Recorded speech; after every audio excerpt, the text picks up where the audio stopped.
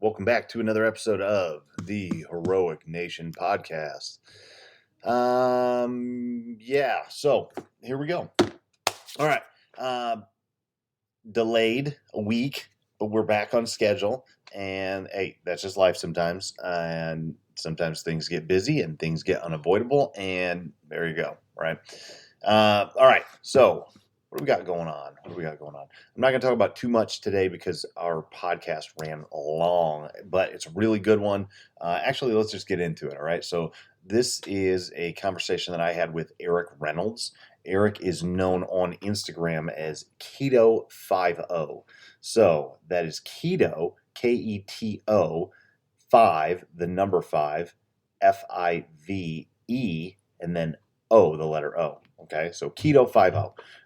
He is on Instagram under that, as well as another page for cops and campers, which I'll get into in just a second. But very, very, very inspiring, interesting story for sure. Eric is a retired Boynton Beach police officer who went from overweight, unhealthy, to finding the keto diet, and then transforming his life. Right. So we talked about that, and actually, it's on the back end of a very traumatic shooting in which he had a hellacious car chase into a shootout, into getting shot, into killing the perpetrator, into kind of a spiral into hell. Right. And then from there, he dug himself out. Finding the keto diet and then revamping his entire life, right? So like, it's a really cool story. And that's why if you're for keto, if you're against keto, it really doesn't matter, right? It doesn't matter at all. And, like what you have to remember is that nutritional protocols are tools, right? A ketogenic diet is a tool. It is for a specific thing. John Wellborn talks about cyclic keto for head injuries and head trauma and that kind of thing. Eric talks about it in regards to basically controlling his life, right? Bringing things back into his control. And then, after this discussion, it was pretty clear that like using the ketogenic diet gave him control of his diet, his nutrition, and his health, which then by proxy created control over his mental health and his life. Right. So he literally used the diet to harness control and bring things back into an internal locus of control, which when you're talking about mental health, PTSD, that kind of stuff, like is hypercritical, right? Agency and gratitude, those two things. So it provided him with both of those. So to me, it's like, oh, keto's bullshit, whatever. It doesn't matter because he was on a downward spiral, and finding the ketogenic diet saved him, right? Not because specifically of the protocols, I would say, right? He might say something different, but I would say based on hearing the story, it's got a lot less to do with the protocols and a lot more to do with control and consistency. And if you want to do that through keto, awesome. If you want to do it through the vertical diet with stand efforting, awesome. If you want to do it through Weight Watchers, it doesn't matter, right? It really doesn't. It's a tool for a specific thing. And I think it was Mark Bell that talked about this a while back, where it's like, this is kind of an aside here, but the person that you are today is not who you'll be in a year. So maybe an all plant-based diet in a year would be appropriate for you. We don't know, right? It's just all meat, all plant, combination of the two, omnivore. They're tools, right? They are tools. Ketogenic, intermittent fasting, they're tools, right? Sometimes they're appropriate, sometimes they're not. Just like me trying to build shit. I don't really know how to, so I hack my way through it. A lot of times I use tools inappropriately, and it's like, dude, that tool shouldn't be used for that, but you're trying it, so more power to you. It's not going real well, but you can do it easier, right? If we set it up differently, if we set it up in a way that makes sense, that the tool works, that we align things, and the tool then works for what you're trying to do, right? Nutrition is the same way, workouts are the same way, mental health is the same way. You got to find the right tool for the right job at the right time. And that's what he did. So it's very, very cool stuff. Very cool stuff. Very cool story. And it was worth the extra time. Usually I try to keep these to an hour, hour and a half. This went almost 2, and it was worth it. It was totally worth it. So take the time, listen to it, And then on the back end of that, we started talking about cops and campers. Now being retired, he is like traveling the world, man, having adventures, homeschooling his kids. It's cool shit. So pay attention to it. And yeah, if you got questions, hit me up. You can find Eric on Instagram and enjoy.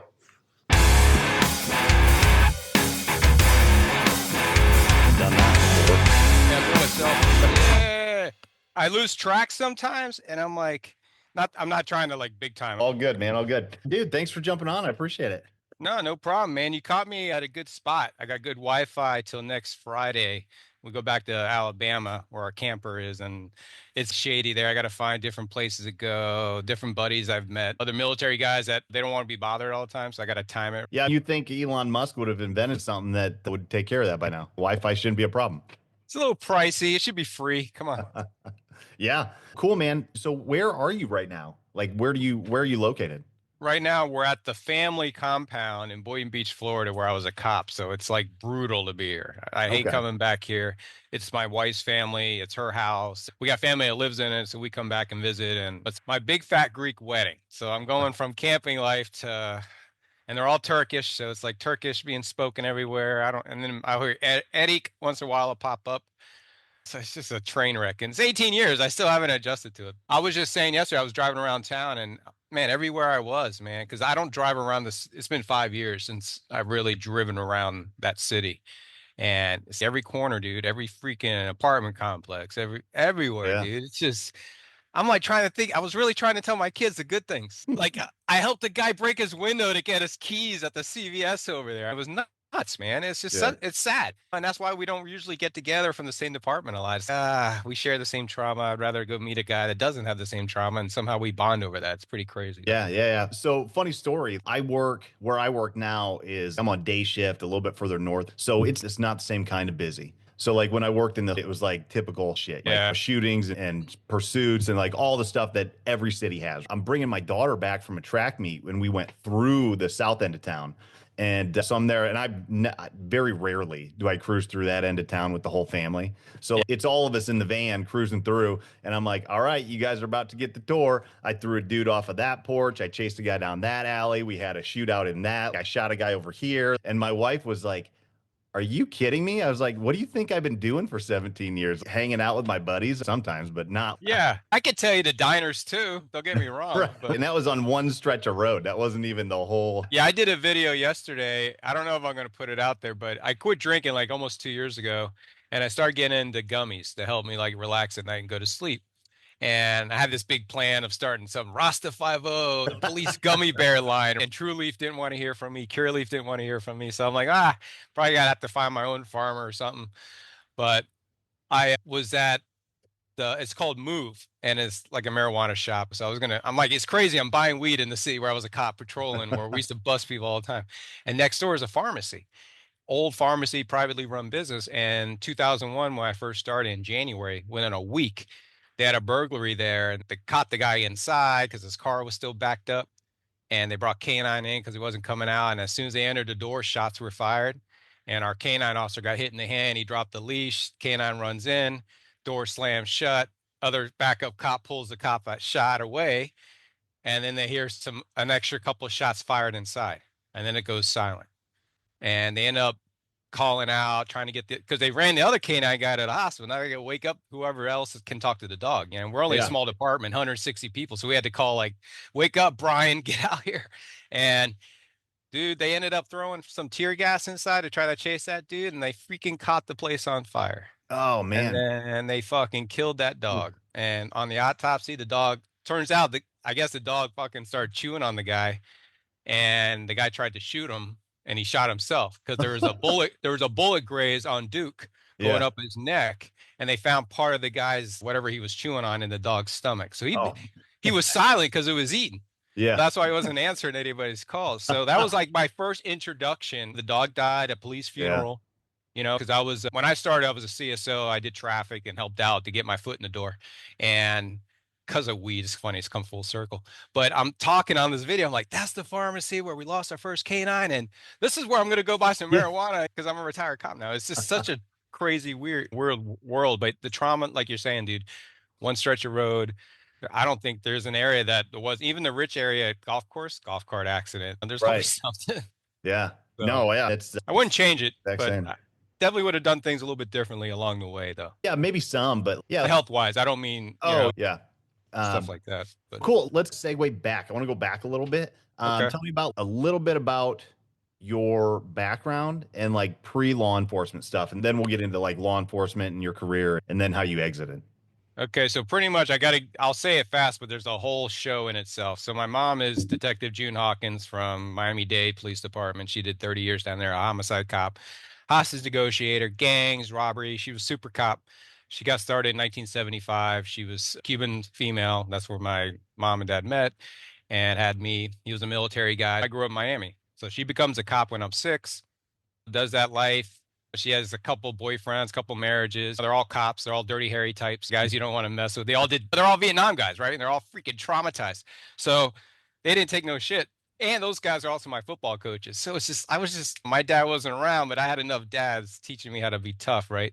And it was just a unique experience. So that was pretty much how I grew up. My mom was always watching over me, football, and then got to go to college, went to Florida State. And during that time, she met my stepfather and Al Singleton, and he's also a retired cop from Miami-Dade Police Department. And he was a sergeant, same amount of time, about 30 years. So their claim to fame is they're actually both star characters in the show Griselda on Netflix. They combat Sofia Vergara, who's pulling off being Griselda Blanco, the Colombian hit lady. And my mom's the star cop in the show. They got Juliana Martinez, who's a Colombian girl. I'm sorry. Yeah, she's Colombian from Hialeah. And with my mom being Cuban, we ended up getting a call from Netflix, and they ended up pairing them up to go over scripts. So my mom got hired by Netflix to be an advisor on a show that she's one of the characters. It was insane. Oh, that's crazy. So it got released last year. You can find it on Netflix. My stepdad's in it too, his character. And so it's just surreal that all that time when I was a kid playing football and I thought that was the world, they were out there doing like some real dangerous stuff. My mom was part of the wiretaps, part of the Centec task force. I mean, she was known as the memo queen because she knew how to put a sentence together. So it was pretty like she advanced pretty fast. When I was graduating college, I didn't know she was going to be Griselda fame or anything like that. I just knew I didn't know what path I really wanted to go. Here I am with a criminal justice degree, and she was telling me to go federal system, like at the time it was Customs, Secret Service, FBI, Border Patrol, something like that. And I was like, all right. And I started applying, and I kept getting that thin letter in the mail, that little thin one and it was like a credit card denial. So what year did you start applying? I'm sorry. I graduated Florida State in 1994. And then I started catching shoplifters at Macy's. And I started moving up the ranks there. Like I got my own store, my own team, started doing really well in Boynton Beach, Florida, which is near West Palm Beach, Boca Raton, that kind of area. Yeah. And I thought, hey, I guess this is my path. So I'll go security side. There's a big market there, private industry. I was always a little worried about I could be fired at any time. That was, I didn't have the protection of a union. And so meanwhile, I'm blasting shoplifters in the 90s because you're allowed to chase them then. I would chase them through Mervyn's, through Winn-Dixie. Even if they dropped the stuff, I didn't care. We want you because you're a number at the time. You got raises based on how many apprehensions you got. I think that's still the case some places, man. I had helped out recently at a place, and you can't touch them. You can't even cuff them. And it's just backwards. You can't even be armed. So I was like, I tapped out. I didn't want any part of that because I knew it was going to happen. I can't pat this guy down. You kidding me? Yeah, it was wild. And that Boynton Beach kept saying, hey, why don't you sign up with us, man? You get a Batman belt, you get a police car, right, and a pension. And I was like, at the time, I was about 28, 29. I'd done a couple different stores, Saks Fifth Avenue and stuff like that. And I knew how that end of things was going to work. I was going to get into some type of operations management. I wasn't going to be catching bad guys. What happens in police work, right? If you go up too far, you get away from the actual police work. So, and then I applied at Boynton Beach and submitted all my paperwork and got disqualified. So this 1997, 98, I'm getting disqualified because of my marijuana history back at Florida State. So at the time, you couldn't smoke weed at my department after age 21. I graduated at 24. I'm smoking a joint my senior night, swimming in the Florida State fountain, running from campus police. So I had trouble passing the polygraph. So I was lying all the time. Boynton DQ'd me based on that.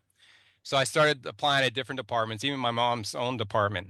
Took 2 polygraphs with them, failed them both. I just couldn't beat it because I was trying to lie about buying dope because they were digging. See what else? I understand it. So it just looked like that door was slamming shut. And then one of my mom's friends ran a smaller police department in Miami Beach called Sunny Isles Beach Police Department. And she's, hey, we're hiring dispatchers. And they're not as strict on the drug history because you're not actually on calls. You're not going to be tempted. They just want to know, can you do the job as a dispatcher? So I was like, all right, maybe that's my foot in the door. So I actually applied, got the job there, and I did it for 6 months. I went to some dispatch training, and I wasn't a big typer, so I was trying to get with it. Like the ladies, not that men aren't typing either, but at the time it was more female dominated. What I was seeing, and meantime, I kept looking back at Boynton Beach because it's 2 counties over. I was driving like an hour, but I needed this job to get my foot in the door. So I ended up calling Boynton Beach in 2000, 2001. And they're not hiring dispatchers, but they're hiring a traffic aide where you get hired as a civilian, but you get the uniform, you get a car, you get a little money to start. So I took it and I got my foot in the door, learned how to do traffic crashes. I learned the radio. I learned the geography of the city without the pressure of getting there to save someone's life. It was getting there to save 2 cars bumped into each other. So the whole threshold was different. And I went to traffic homicide school. The first part of it down here is like a 3-part process at scene, and then it goes further. So I went to that and I was like, well, maybe I'll get really good at this because I heard money in the insurance industry as a THI expert. You can make money, whatever. And then after about 6 months, I was doing really good. I was getting it, and I'm 31 at this point. And I applied. I sent a memo up the chain of command. My mom helped me write it, Miss Memo, right? The memo queen. She knew how to write chain of command letters. And it went straight up to the chief. And it even said, great memo from the assistant chief. And I'm like, damn, my mom got a straight A, just like she did back in the day. I was like a B student, and she got mad at that all the time because I was thinking about girls and football. And she's like, if you would just try a little harder. I'm like, I don't care. So that memo got me into the academy in 2002. And I pretty much did that whole career until I retired in 2019. But we can get into the different parts of the career and even my shooting where I got shot and had to kill a guy too. Where do you want to go next with the career? You want to hear about different units, or do you want to hear about my body type at the time? I was about 6 foot, 215, 220, football player type, shaved head. I look like the guy that would take the door down to go in for the entry team. That's pretty much that's what I look like. Yeah. So that was you when you got hired? Yeah. Okay. How big was your academy class? Is that a pretty big, is it a regional academy, or does Boynton Beach have their own academy? How'd that work for you? It's because it's a municipality and we're part of Palm Beach County, Florida. The county usually runs their own school, but we had ours at, it was Palm Beach. I guess it's called Palm Beach County School or something. Anyways, they had their own facility that everybody sent their guys. PBSO, the county, every other city, probably what happens in other places. And so you're mixed. You got a guy from the next city over, you got some guy from the deputy's spot. And there was about 30, 35 to start. And by the time we really got into it, by week 2, there's probably like 25, 26. And it was mixed. People were like, oh, yeah, the thin blue line. You guys are racist. I'm like, man, you know how many people I work with? We're like salt and pepper, man. We got so many mixed, at least down here. We had Creole speakers. We had Spanish. It was hard actually to find a basic old white guy in the class. I'm half Cuban. My dad's an Irish guy, so I can play both sides sometimes, but I don't get accepted by either side. But yeah, it was a pretty cool experience. It wasn't like now where you could raise a card and say, I'm stressed out. They pushed you and they wanted to weed through you, but it wasn't as hard as the 10 years before. Yeah. They had donuts. First day, welcome to the previous class. We got coffee and donuts and muffins, and we're coming with our uniforms trying to fucking figure out. And I already been tipped off. I knew don't touch the damn donuts because DIs are coming in 15 minutes. Barf. But yeah, that's what they're trying to do. Damn, and we did it to the next class. It's just part of rite of passage. But yeah, it was a pretty cool experience. And with me getting back to the road through in service and stuff like that, I knew most of the cops. I didn't know all the cops and all the bosses, but I knew most of them, and they knew me. So there was a different little respect there, and they would help me in certain situations, maybe where they may have let someone else struggle. Yeah, because they already knew I was a good guy. Let's help this guy get along, like a mentor. And that's one of the things we're lacking nowadays. We don't have that middle ground.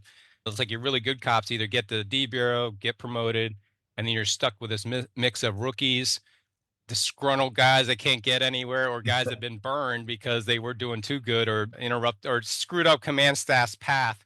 Yep. And now they're back taking calls, and they're probably the best cop in the whole department. It's always, but anyway, so yeah, I did a little bit of like bike unit stuff, vice unit stuff, community outreach.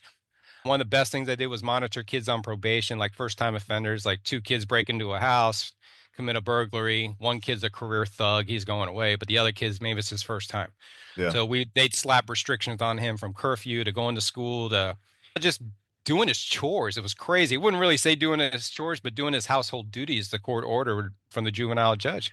And we go into these houses, we talk to the moms and dads and follow up with the teachers. And some of them played the game to get off probation. It was about a year. And then they got it squashed, but half of them got more trouble and got sent away. That got us tips on burglaries and murders and all kinds of stuff because the kids know stuff that's going on. So that was pretty cool. And administration change comes along about 2010, and we're going to go to zones. So now we're going to regroup all the units and break everything up. So I'm back on the road now. I'm like, man, 10-8 for calls again. It's been about 6 years.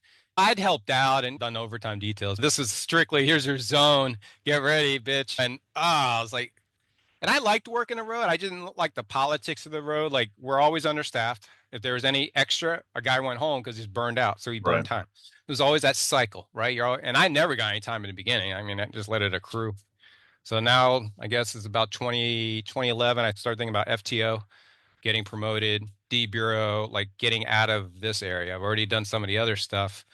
Let me see what I can do. And FTO school, starting to learn more organized crime classes. I'm filling up that grant. I think I got paid $130 a month if I maximize my 80 hours or something with the college degree. And so I took everything I could from radar and everything. I think it's about 2012. I'm going to get into the shooting. Is that cool?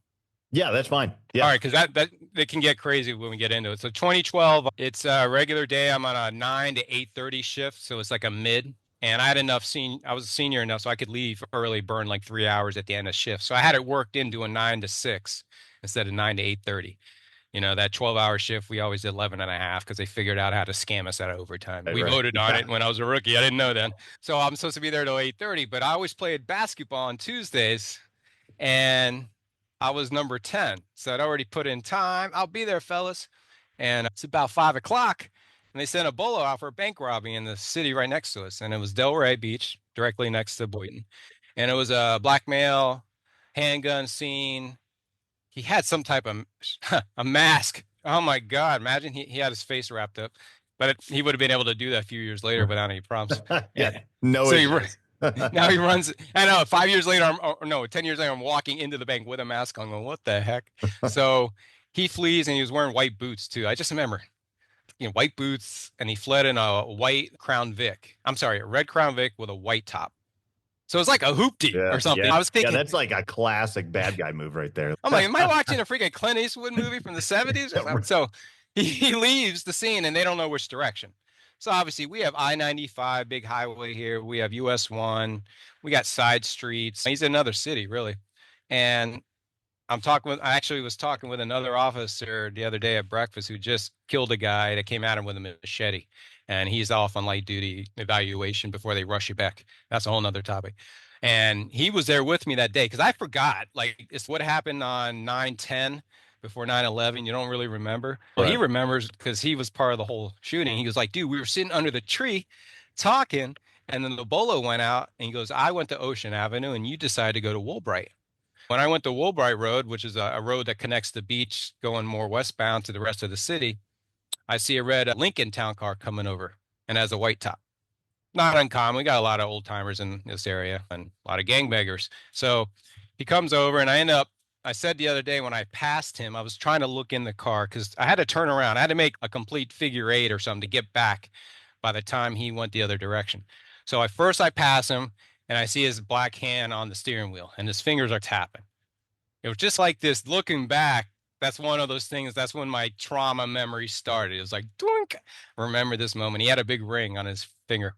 And I just passed by, and somebody asked me on the radio, because I have the radio and all that stuff, can you see the driver? I'm like, yeah, it's a red, blah, blah, blah. Yeah, black male driver. And they're like, all right, we're sending units. I had to make a U-turn to get behind him. And when he made his right and I was going the other way, he went a little bit fast, gunned it a little bit to get ahead. But I was already onto him. So I make the U-turn and I catch up pretty fast. I'm like, dispatch, he sped up, but he's slowing down now. Everything's cool. The tag's a handicap tag, and I start calling out the tag.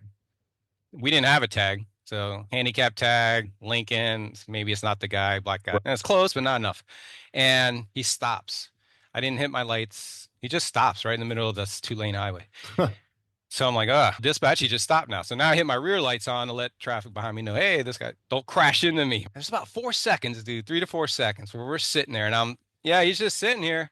And the DUI guy had happened to come on from the city gas pumps and was coming on. So he's waiting to get in the chase further down. He thought we were going to come by and he was going to get behind me. So he starts to come and then the guy just punches it. I think he was waiting maybe for me to walk up to the car or he was playing it out. Yeah. Oh, yeah. And that's the shit that kind of, keeps me awake at night. What if I would have been a 2-year officer going, sir, your car matches the description? Yeah. Yeah. Oh, thank God I had enough seat. I just knew to slow is fast. Just take your time sometimes in certain situations. We know how to rush things. And I think that just came with experience. And even catching shoplifters as a store guy, it was like you can't jump the gun all the time. So all of a sudden he takes off and now it's a car chase. I still don't know it's really the bank robber. I'm pretty sure it is, but it could be a guy with warrants. South Florida, everyone's carrying stuff, it seems, drugs and all kinds of stuff. And we have chased the wrong car and they were bad people, so it's happened. And now the car chase is going and the DUI cop, Chris Monroe, gets in behind me and I don't know it right away because I'm so focused on the Lincoln driving. And he goes through some intersections, sideswipes a couple of cars, trying to squeeze through, goes through a parking lot of a bank. And that's when I pick up Monroe behind me because at the time we're stepping on each other. And that's one of the things you can train all you want, all that. But when you're focused like that, I'm just trying to call it information. I'm not looking behind me, man. And finally I saw him because I was turning. I saw the lights reflecting off the bank. So he took over radio. Now I can concentrate on driving. He makes another right, hits another car, keeps swiping cars, and then finally goes down a industrial area with warehouses and mechanic shops and stuff like that. And the right side's the train tracks, and it's called Railroad Avenue, and leads right to MLK, and which is like what always all the comedians make a joke. It's like the most dangerous place to be. So of course I get shot at that intersection. But anyways, I don't know yet. So we're driving, and one of the things that's really, I had a 2006 Crown Vic, right? And it was at the end of its line, and it was one of those cars like the camera system sometimes worked, and I turned in the work slip. And it wasn't as hammering us like you can't take the car anymore if it doesn't work. Not like it is now. Like they won't even let you take the car. You'll buddy up because of liability. But at the time, they let you take a car with one headlight not working because we just didn't have the manpower. Yeah, all the time, we've all man. ants in the car. So I look up and it's not recording. I'm like, you're supposed to record when the lights come on. Yeah. So I remember hitting the record button as we turn Railroad Avenue in the middle of all this. This is how the paranoia is. Yeah. You want to make sure you're doing the right thing for a car chase because I don't want to get written up. Right. Yeah. If somebody dies, I got to make sure I'm doing the right thing. And this is evidence, right? But that's what I'm thinking about in the middle of a car chase. That just shows how you slowly get thinking about not pulling your gun or making a decision you need to make, right? Because you're hesitant. But I was thinking, I turn that sucker on. It has to go through a cycle. Yeah. So we're going through stop sign. I mean, it's a scene from a movie, and it goes through the stop sign. I go through the stop sign, and then he tries to take a left turn really tight, like getting over to the left side of the road, and he ends up crashing into another car, like head on. His back end pops up, smoke everywhere, and then I roll up on him pretty fast because I wasn't expecting a sudden stop. The way he was going looked like he was going to work his way to 95. So, boom. I'm like, oh shit. So now I'm throwing in park, jumping out, undoing my seatbelt. I actually did it all at the same time. I got pretty good at it. Just leave your seatbelt off. I never did it. I saw too many people get freaking killed. And nothing in my life was ever going to be that quick. And this situation was one of those ones. And I was just able to, as soon as he crashed, undo it, park, get out. And as soon as I got out of the car, I saw the door starting to open. And well, was it going to run? What's the deal? And it was like, but it was like a scene from a movie. And the whole ground's starting to chop up around me, and I start moving to my left as I got my gun out. I'm firing back now. Almost like if they had a body camera or if they had another point of view, because all I had was my dash camera, and Chris had his because we didn't have body cameras in 2012. And I'm sure I may have done some gangster shit. I might have even been high stepping. And I got to this little pole that was a telephone pole is nearby. And he couldn't get the door open enough to shoot. He didn't know to shoot through the window. And at that moment, he's trying to reach around the door. And Monroe starts engaging, so he starts shooting at Monroe. Meanwhile, his hand's on the door, that ring, because that shows up in crime scene photos later. It's pretty wild. So he's trying to shoot at both of us. And I'm peppering the car. And I think I'm getting him. I'm seeing the window explode, but he's like he's like a ghost. And I've done some nice podcasts in this keto carnivore world, so I got to make sure I don't drop too many. Oh my God, that guy's traumatized. So Monroe ends up coming to my flank with me, and we start just laying rounds down. He's still moving. He's seeing the door rock back and forth. And, you know, growing up in a household full of guns, I wasn't a gun guy. I didn't shoot all the time. I did it when I had to, and then I did it when I was on the bicycle unit. We would just have time to ride by the range and shoot some rounds. It was just for me, when it was forced, it wasn't as much fun. And then we didn't really, the training throughout our whole department all the time was always forced because I had to get it in, and it came when you were tired. It was just not a good way to do it. So anyways, at the time I'm shooting, some tells me running out of rounds, dude. And I see the slide pop up right at that point. I reload, and it was just surreal that I knew, like some told me, because of enough shooting throughout my career, I had a mental timer, almost like playing sports, leading the receiver on a pass or something. You just have that. And it was at that point, it says, dude, you're running out of bullets. And all of a sudden the slide goes back, reload, back in the fight. And there was a point where he was still moving, and Monroe and I approached the vehicle. Yeah, so we walk up to the vehicle or skip up or whatever, and we put about 4, 5, 6 rounds. I'm in shorts. That's the only time you see me in the whole video. The video goes all over YouTube and the news, and you see Monroe dancing around. But there's a point where one cop is coming out at the same time we're shooting through the window, and he's trying to get a different angle, and he's getting a little too close to the crossfire, and you see him get pulled back. Everyone thought that was me getting pulled back, but I was way over near the driver's side door. I'm not going to be between him and my vehicle because that's where he was shooting, right? Yeah. So he gets pulled back. And so if anyone's looking for a reference, if they watch my video, when that cop gets pulled back, look at the driver's side door, and that's where you'll see us engaging. And that pretty much ended it. I could see me put it into the meat of the body. We back up. I felt one of the SWAT guys tap me on the shoulder, and he's like, Eric, we got this. And I'm like, all right, you guys got the big guns. So I start backing away, and I start feeling the pain in the foot. I'm like, oh, man. And I look down, I got 3 holes right through my shoe.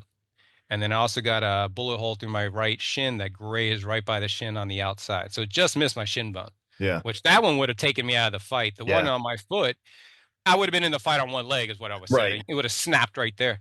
But at least the foot got through, it missed the toe, but then cleaned house on the inside and damaged those nerves and all that stuff. It's a long cut. I actually have a picture, but if I were to get shot in the hand the same way, it would have been like taking this meat part of my hand. Oh, okay. So I could walk. Obviously, I had the adrenaline dumping, and they sit me down. And I'm like, damn, I got hit in the foot. So boss cuts open. You're like, we got an officer shot. And it sounds dramatic on the radio. Oh, my God. I guess everyone's adrenaline's dumping at that point. I'm already calm. The fight's over. I already hit the game-winning shot. It was one of those feelings. I'm good. Let me refocus. And they pull up the FD wagon, take me to the freaking hospital. And the AC is not working. It's like sputter. How many times did your cruiser start spitting out AC because that's the ride I got. Yeah. So I'm going to the hospital. I'm like, damn, I'm hot as hell, man. I go, can I have some of that water? It's in one of those little freaking delicious looking vials. He's like, nah, you don't want to drink that shit. I go, I've seen you give that to people. He's like, you don't want that. So we're on the way to the hospital. And then I'm like, man, what happened to the bad guy? I never really had any final conclusions because he pulled me away. Yeah, no closure. Yeah. And he goes, he's dead. He's way dead. And then it was like, fuck, what's way dead mean? Did we shoot too much? First thing I thought of, the motherfucker shot me. I'm thinking, did we shoot too much? Call my wife. We just had my 5-month-old son, Killian. My first kid. Father's Day was Sunday. I got shot that Tuesday. Some big celebrations coming up, right? That Sunday. Now I'm in a boot and a freaking electric scooter, which is badass, man. That little thing was fun. But I made the best of it, right? So at the time, we're at the hospital, or I'm sorry, in the ambulance. I call my wife. Hey, honey, there was a little incident. I got nicked in the foot with gunfire. I'm going to get some stitches. And she's thinking I shot myself in the foot. I don't want to tell her or something, right? So I hear my son crying. I'm like, and she's okay. And she just hangs up. I was like, all right. She's good, you know, and I'm like, oh, my mom, she's a retired cop. I gotta let her know. I can't have her find out on Fox or some shit. Mom. And she wanted to talk to my sergeant, even though she was cool. Let me call Frank. You know, she was friends with my sergeant at the time. And then it was like, damn, I got to call Mikey. I got to play basketball at 6. I ain't making it. I'm number 10, so they can find another. And I call him, And I go, I can't make hoops. And dude, it's like a 10-minute ride to the hospital. I'm doing all this, probably high Yeah. from the adrenaline, like I am now, all of a sudden reliving it. And Mike, I can't make hoops. Why, dude? Oh, now we got to play with 9. One guy's got to sit, and one team, or whatever, right? And I go, yeah, I'm on my way to the hospital. I got shot, dude. Bank robber was crazy. And he's like, and you called me? I go, I want you to know that I wasn't going to make it. Like, they got to get the mission done, right? Yeah. I'm at the hospital, and it's surreal. Everyone's showing up and taking out bullet fragments out of my foot. And I had a very attractive podiatrist. She was residency there, and I got a lot more of the bosses coming to my room than usual, or that I've seen in the past, visiting officers, because I think they wanted to Always. see Yeah. her.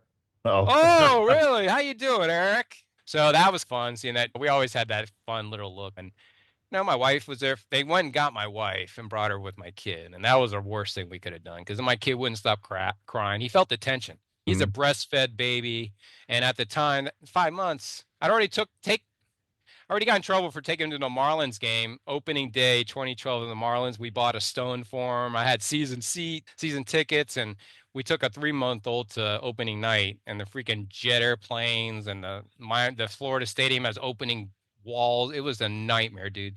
She never let me live it down. Now here I am again, bringing her to the hospital. So everything's cool. I go home that night and watch the Miami Heat lose the championship game, and the news comes on. I already popped the Percocet. I got a big boot on. They wrapped it up. Hey, you're not gonna die, type of thing.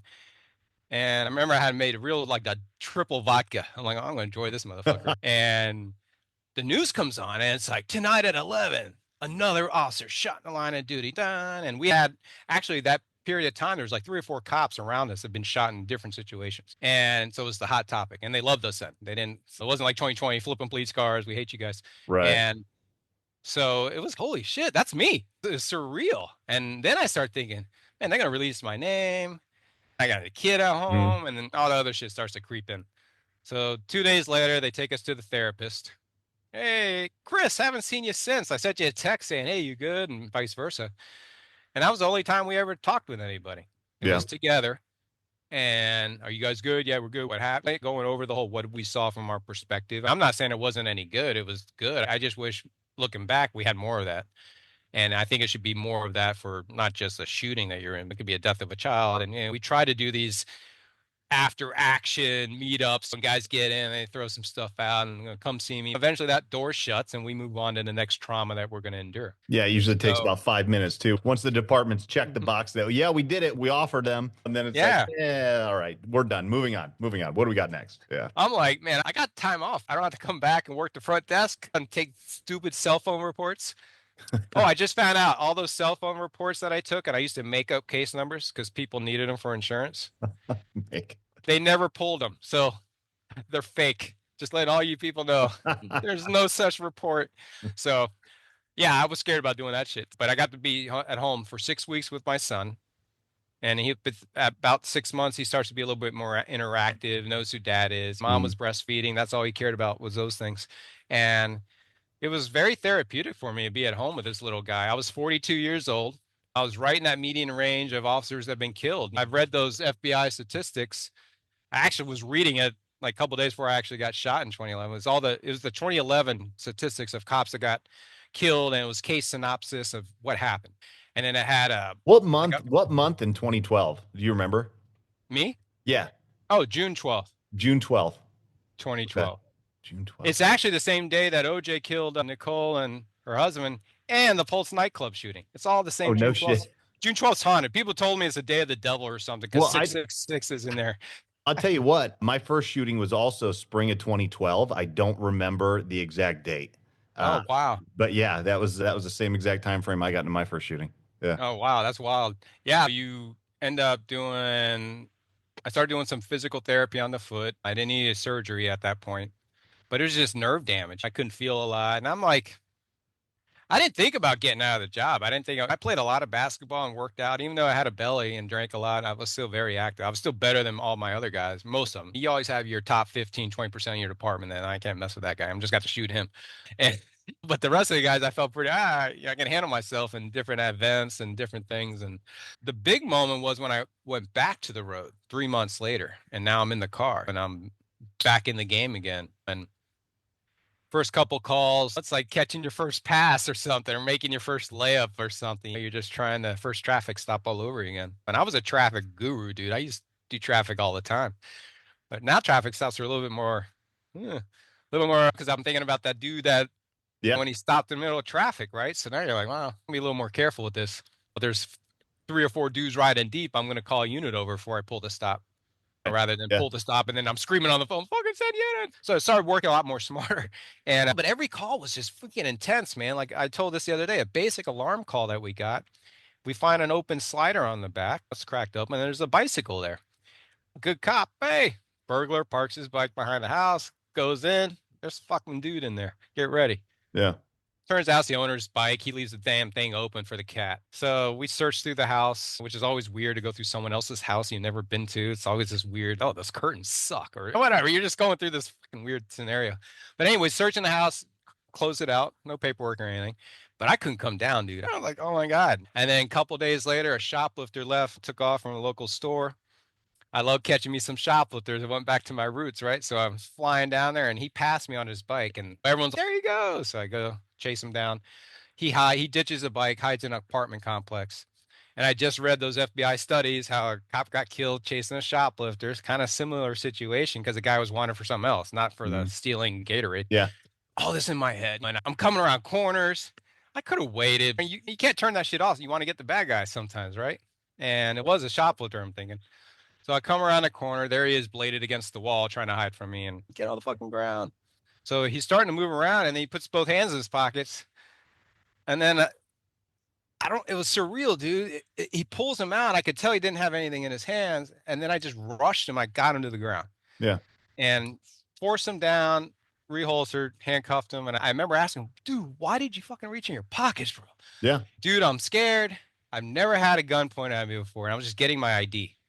So in his moment of trauma, the only time he's ever got in trouble with the cops is, hey, let me see some ID, buddy. So in that moment, that's what he did. And I was like, I would have been justified. I could have articulated that. He already ran from me, but I would have lived with that being like, damn, what if I had to then render aid as he died? What would that have done? So anyways, that stuff starts building. I'm drinking more to calm my central nervous system down and just to fucking deal with the demons. Just to relax, I think was the biggest part of it. And wife's, hey, what's going on? No, you're not the same. You're drinking more. A typical thing you hear from a caring wife, right? And I didn't think it was anything that bad. And I knew I was doing heavy pours, but I wasn't beating anybody. My work wasn't suffering, typing and submitting reports and shit. And an evidence job opened up on our little bulletin board. And we had a former cop in there that was retiring or getting out. And nobody wants evidence. It's like a pain in the ass. The last 2 cops they had in there, one died and the other one got arrested for stealing fucking money. So they had civilians in there and then they were stealing. So then now they put sworn back in it. Let's try it again. So that guy's spot was open. And I go, you know what? I ain't stealing shit. I got 12 years in. I'm trying to get to that 20. I'll tap out. So I applied for it and got it. And this is where writing thorough reports and not having a ton of errors helps you later on when they start looking. How long after your shooting was that? 6 months. Okay. So I did 3 months on the road and almost killed a guy and almost losing my mind. It's almost going to break at that point. Yeah. And within that 6 months, I'm reading the statistics. You've been in one shoot, you're more likely being in another shoot. And then you've been in 2, you're more likely being in a third. Right. So what happens to Chris Monroe, my partner for my shooting? He gets another shooting 6 months later. Yeah. They're doing a DUI saturation patrol and a car comes at him. He fires, gets hit by the car, hurts his shoulder. Another officer on scene fires. It's one of those scenarios where they hit the guy in the head, but it went around his skull and came out. Yeah. And he survived it. So the guy got time or whatever. But there it is, 6 months later, already in a second shoot. You know, and since then, every cop I know that's been in a shooting has been in a second one. And we're not a big department. Like I said, we're a 160-man department, maybe about 150,000 people in our city, 16 square miles. But we got it all. We're a little big city. We got our rich, our poor, and it's active shopping centers and beaches, and it's just it's a big metro area too. There's a lot of going a lot of places there. Yeah, and it's fun. I mean, to do the job as a cop here, if you want to have some fun, but obviously restrictions and policies have changed some things, and you can't be doing it the way and probably a lot of it's for good reason. I'm not saying everything we did back in the day or like my mom's generation was exactly right and ethical.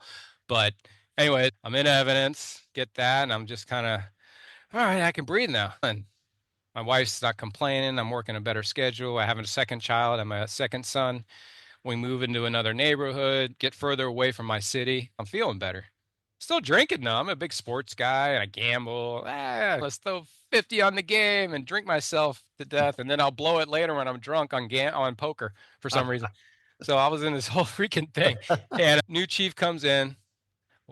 Why do we have a sworn guy in evidence? Why are we paying $90,000 for a guy when we can that typical budget thing? So now I get wind, dude, they're gonna probably put you back to the road. I'm like, oh, here it comes. And the Grim Reaper's back. So I'm like, oh man, I got to go back out there. So I start really trying to figure out what can I do. And at the time, we had another cop get run over by crazy situation, chase a bad guy. One guy tries to throw those lovely stop sticks, and the bad guy nicks him. Start on those.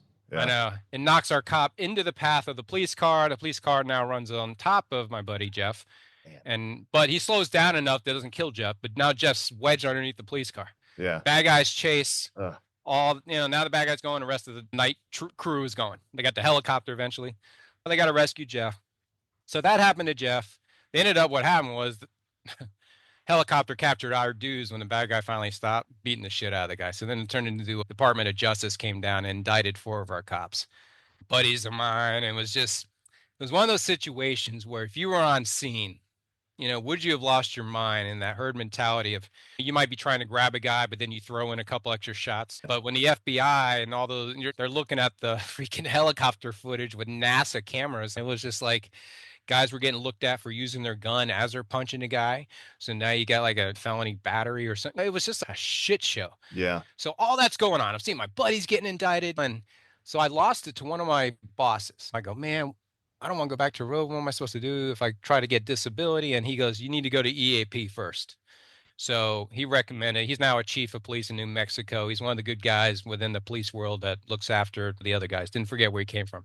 So he actually used to arrest my guys when I was catching shoplifters. So that's where that connection goes back to. So I go to EAP and talk to this poor lady.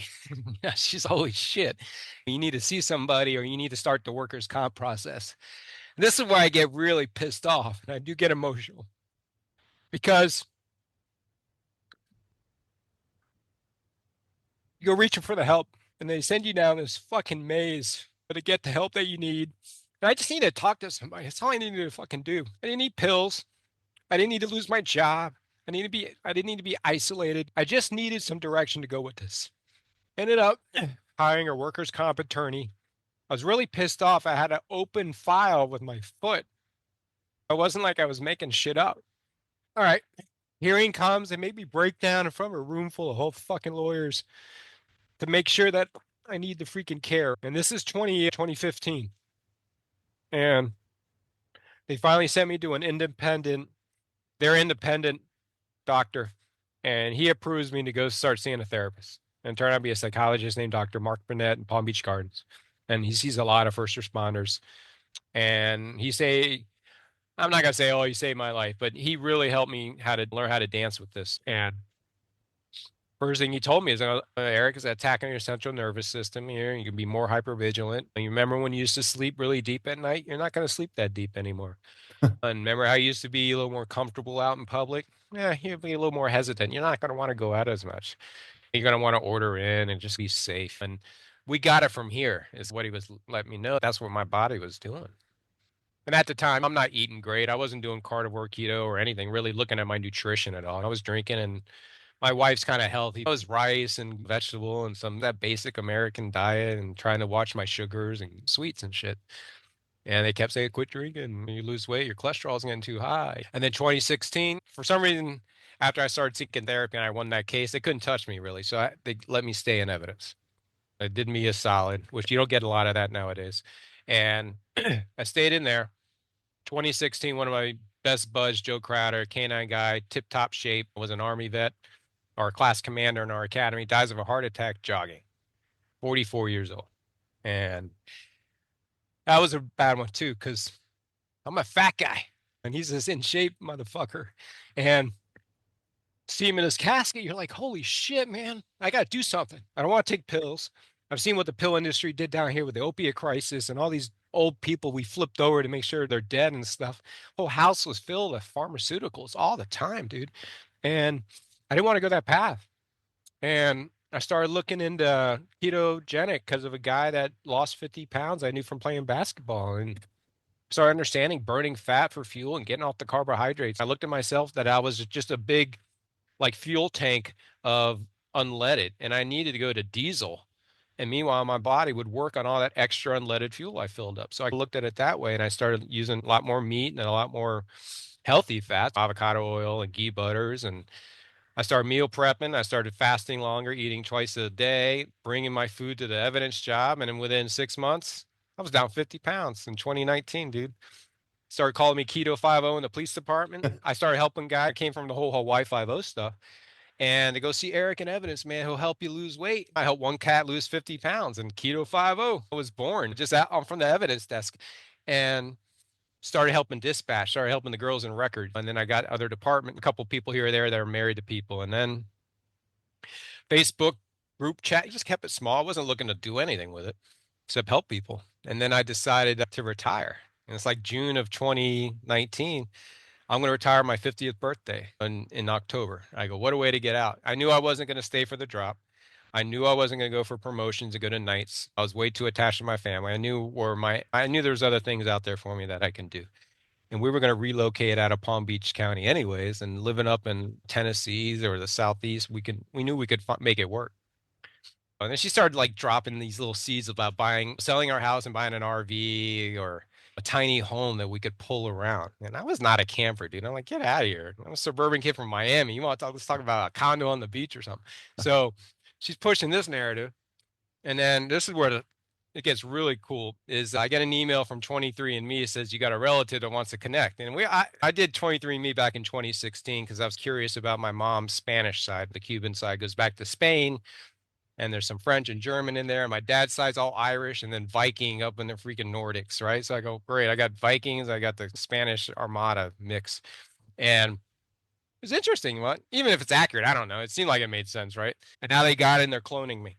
So that's all right.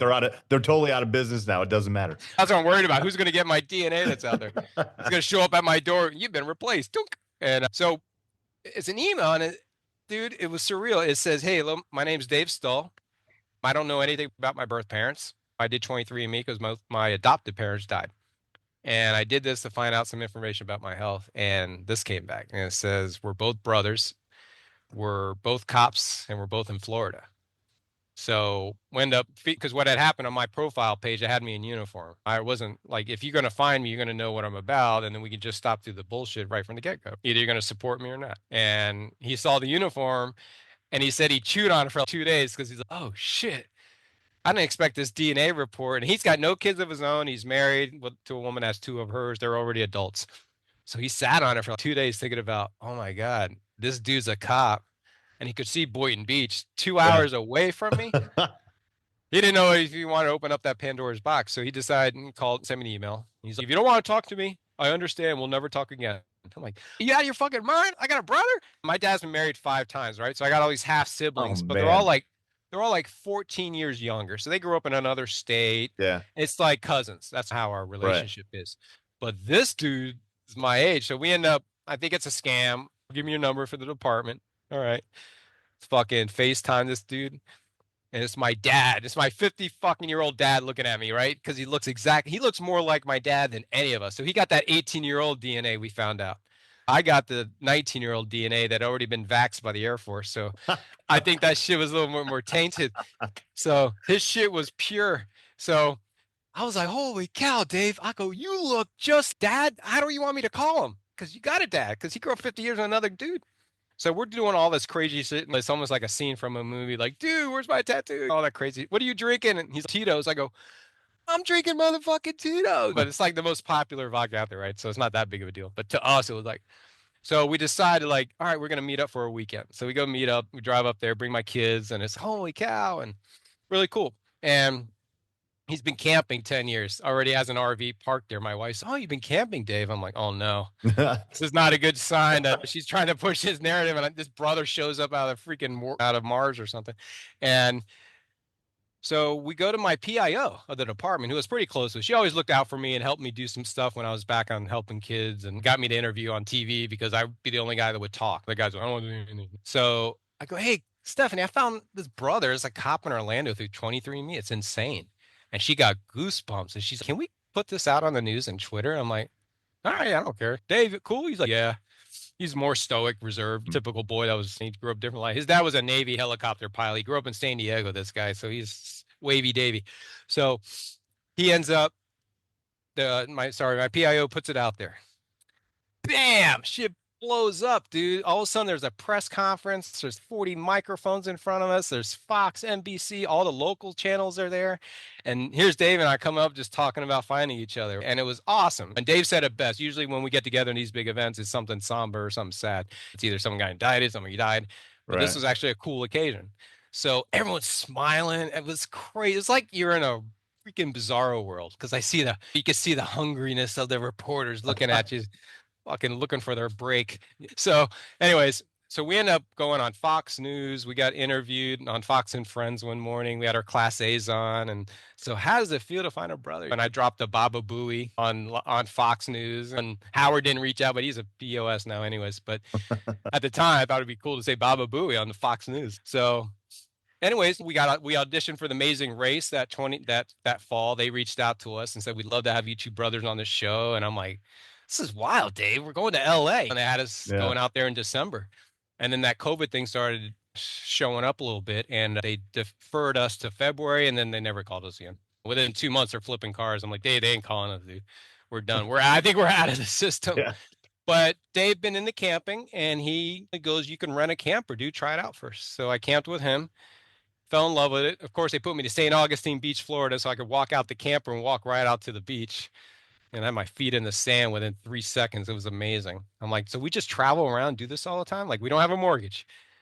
And we use that, and we could live pretty much a month, $300 a month at different campgrounds. So what? I'm going to pay $3,000 a year and we just traveled, dude. For living. We were already homeschooling. My kids were 8 and 4 then, so they were still little. It wasn't like they were trying to do anything like now. My kids started a YouTube channel, so now it's like, Dad, I need a little studio. I'm like, oh my God, now he's getting into it. But he does like art stuff. He's not like on there talking like me or anything. So yeah, we ended up getting this RV life, traveling around, and I put my flag out. Hey, I'm a retired cop. You're too young to be a cop. I ended up losing 80 pounds overall. I'm sorry. I also went to carnivore during that time, and pretty much eliminated plants because I'd already eaten plants because I felt guilty all the time from being a little kid. Gotta have your vegetables. Once I got that shit out of my diet, dude, I freaking saw abs for the first time. I got down to 170 pounds, dude. I was like, this is crazy. I was this weight in 8th grade, and I couldn't make the next 165s the following year because I was too heavy. I just remember not playing football in 9th grade. I had to play flag. And that was like a step down from playing tackle football, flag football. I'm like, oh man, flag football's dope now, but at the time I had a stigma. It's like homeschooling. I had a stigma too. And now I'm doing homeschool, playing flag football. Life's great. So yeah. And then that campground in New York tried to kick me out of the campground for the flag. Like, you got to leave. I'm like, what are you talking about? I go, do you know what I've been through, motherfucker? And I got dead cops on my arm. You're going to come tell me. So I thought he was fucking with me at first. I thought he was just bullshitting me because sometimes firemen will pull up, and he goes, no, you need to take your flag down. So I turned on my phone, and we're 2 hours from New York in 2021. Only reason I was there because my wife's got family, and we got to show them the trailer. So we go to the shithole, and the guys take the flag down. So I record them, and I go, what'd you tell me to do again? I'm just curious. What were you saying? He's like, you got to take your flag down, your thin blue line flag. I was like, you mother. So I went off. I didn't hurt him. I didn't touch him. I didn't want to go to jail in New York. It just seemed like a bad idea in 2021. And I walked away. And I'm like, you touched my flag, motherfucker. See what happens. So I get in a trailer. I'm stomping around. The manager comes. He needs it. I come out. Motherfucker, you ain't taking my flag. I'm like that domestic. You just got to calm down. And here he comes again. And I'm hot. My PTSD is fucking flying. And I hadn't been there in a long time because even when I was in evidence, I wasn't doing any jump out, active, real serious stuff. I laid low. And whew, I was fucking hot. And they're going to call the cops on me. You're going to go to jail. We're calling the cops. I'm like, I just left Niagara Falls. I had this great experience with my family. And now I'm like losing my mind in this campground over a flag. So I looked up and I was worried that they own the ground of the campground because the policies are a little vague. So I put it in the front of my truck. They can't tell me what to do in my truck. And then all my friends are like, leave that fucking place, blah, blah, blah. I go, no, I got this place for 8 days. We're staying for 8 days of irritant. So what I did was I brought out everything that I had police, like my police blanket became my picnic table blanket. All my police t-shirts became the chair covers. I had coffee cups. I had challenge coins. I had what it looked like a damn thin blue line, like event sales store or something, dude. It was crazy. Police week. And then because of my shooting, I'd done a couple things with Police One and Law Enforcement Today, a couple magazine or interviews or something, just talking about stuff. Yeah. And I reached out to those guys and they were like, what? We'll do an article on it. So they do an article and it starts to blow up a little bit in our world. And then Thousand Trails starts getting calls from cops. What's your policy on the flag? Blah, blah, blah. They're like, what's the department? Each campground's different. And what had happened is the campground I was at the year before had some issues with police flags and then BLM people and so many shots fired in the air. So they just took away the thin blue line flag. They didn't take away anybody else's flag. Yeah. I mean, there was Canadian flags, BLM flag, but they didn't like our flag. All that shit goes down. Blaze Gomez from Channel 12, Hudson Valley News comes out, does a story on it, and it's such a stage. They're like, act like you're camping. And I'm like, what do you mean, act like I'm camping? Like, you want me to throw firewood in the fire? They're like, yeah, that'd be great. So I'm like, and that's the footage. I crawled up a ladder, and they're like, and I'm like, man, this is all they feed us out there. There's all this fake propaganda shit. Yeah. But it was cool. And then I get suspended from Thousand Trails for 2 months because the video gets out. And they see me yelling at the guy, calling him a piece of shit. So now I'm being vulgar to their employee. They got to set a company-wide standard because they have thousands of campgrounds. So I'm going to take the hit. They suspend me for 2 months. And now I put it out there. And I wasn't trying to do social media. I wasn't Keto 5.0 or I want to sell shit or I was just trying to camp, dog. Now I'm suspended. And people are canceling their memberships. And then 4 different campgrounds in upstate New York reach out on social media. They're like, anyone know this cop? Tell him to bring his family, his rig, and his flag, and he can come stay with us on the house. So we ended up covering those 2 months we were suspended by these different campgrounds. They covered it for us, and it was better campgrounds. And it was on the water. They gave us golf carts. Local cops were pulling up, giving me challenge coins. I'm like, I'm going to come up with my own Keto 5.0 or something challenge coin. And that's what I've created today. I actually give them out. And I'll be sending you one next. I give them out to all the podcasts I do.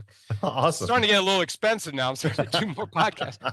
But no, it's something I give out. And I also give them out to clients that lose 20 pounds. It gives them a little incentive. It's like their little chip of enjoyment.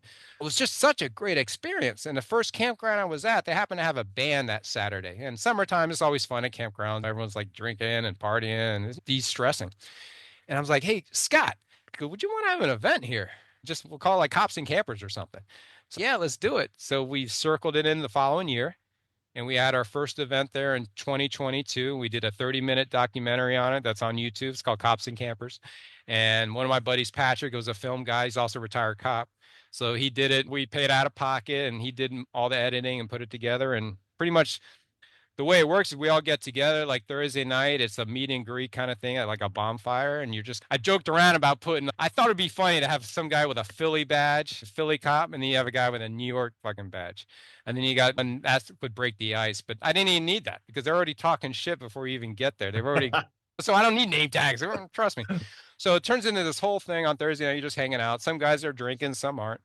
Friday, we have like yoga in the morning through a retired cop. And it doesn't have to be wear tighty whities. It's really about, hey, think about your mind and some of the stuff that's going on and just trying to help them relax a little bit. Get the families out with them so they can laugh at dad trying to touch his toes. It becomes it's a fun little event. We have rock painting. Friday night, we usually have a food truck and there's a big pool there. So everyone's diving in. And then Saturday's our big day. That's when I have a couple of guest speakers come out and we talk metabolic health. We'll talk strokes. We'll talk heart disease. We'll talk anything that's really related to our world. And I got firemen there and I got paramedics, dispatchers. It's about 300 to 400 people at this campground. They're not all their cops. Maybe 50 are cops with their families or something. But we mix it up with other regular people that are like, oh my God, I didn't know there's a cop event this weekend. Guess what? There's tractor rides at 4. There's a cornhole tournament at 2, and then we end the night with Tailor Made, which is a band of retired cops and correction guys, and they sing Southern rock, and they play for 2 hours, and they give away guitars to the crowd, and dude, it's just fucking amazing, cool event. And then we have coffee in the morning. I get coffee donated, and we got to have coffee and camping. So it's like cops and coffee in the morning. And guys meet at least one other guy in the mix. A wife might meet another wife that she can talk shit about her husband while he's a maniac. And at least she got has an outlet. And then I started getting all this feedback of guys going, dude, keep going, keep going. And I started nonprofit in 2023 in November, just started it to get it going. Oh, And okay. so we're small. And it doesn't take a lot for us to make it work at a campground. I can get a lot of campsites donated. I can get trailers donated or RVs. If a guy is in a traumatic event and he needs a break and we happen to be nearby and I can get him somewhere, we'll totally do that. So that's what we're trying to do, to at least let him know what else is out there. And like I said, I left my drop money on the table to buy these 5 years for me. And it saved me with the heart disease diagnosis and them telling me I'm gonna be dead in 10 years, which now I'm 6 years into that death sentence. So I should get this coin out to you pretty soon. But one of the things that happened to me was it wasn't just my bad diet. I was very filled up with heavy metals and mycotoxins. I was very poisoned. And it turns out I also had Lyme disease. So the metals I had was mercury from my fillings. I had 6 fillings done in 1982 to 85. It was Civil War dentistry. I've had arsenic from all the brown rice, which is in all the fast food you eat, all the restaurant food, all the cereals, all the breads. It's all brown rice, and they got arsenic in it. It's in the soil. And then the aluminum is everything from getting the jabs throughout my life to getting freaking deodorant. Guard kid, I sprayed that shit on. It's going out of style all the time. And it's in the air. And it's just everywhere. So those all showed up after my heart disease diagnosis, and I was losing all this weight. I had something called a coronary calcium score. Are you familiar with that? Yeah. Yeah. All right. So that came up 1,500, and the top of that rating is 400. So I'm 1,100 points higher. Yeah. So that's why we started looking at some things. So I had walked away in 2020 from my cardiologist because they wanted to do stents and do what killed my buddy Joe. I was going that same path. Uh-huh. And I walked away. So I met Dr. Philip Avadia from Tampa. He's a heart surgeon. He goes, let's rescan you and see where you're at now. You've been carnivore 5 years. All your inflammation numbers are low. Everything's great. A1C is 5.2. Your trigs, my HDL ratios are all perfect where they need to be. I don't pay as much attention to LDL like they do. I know there's a whole world of debate. Oh man, LDL. So cholesterol numbers alone, like LDLs can be broken down even further. I'm sure you already know this, but yeah, the VLDL and then VLDLs, it just keeps going. And then ApoB score and that kind of stuff. And that's so some of the stuff. There's so much here. I'm gonna jump in for just a quick second here. Sorry, man. I apologize. There's a lot of stuff that I want to touch on and break down, but let's start here and work back. So my experience with the CAC score, right? And this is what kind of put it more in my face as to what am I going to do about this? Because I'm 43. I'm getting to the point where it's like, hey, you should definitely know these metrics. And definitely as you get into your 40s, like you should understand what the numbers are telling you, what your blood is telling you. Right. But I had a score that was not near as high as yours, but it wasn't 0. And it was like on the border of like mild to moderate, right? Like I think it was like 99, something like that.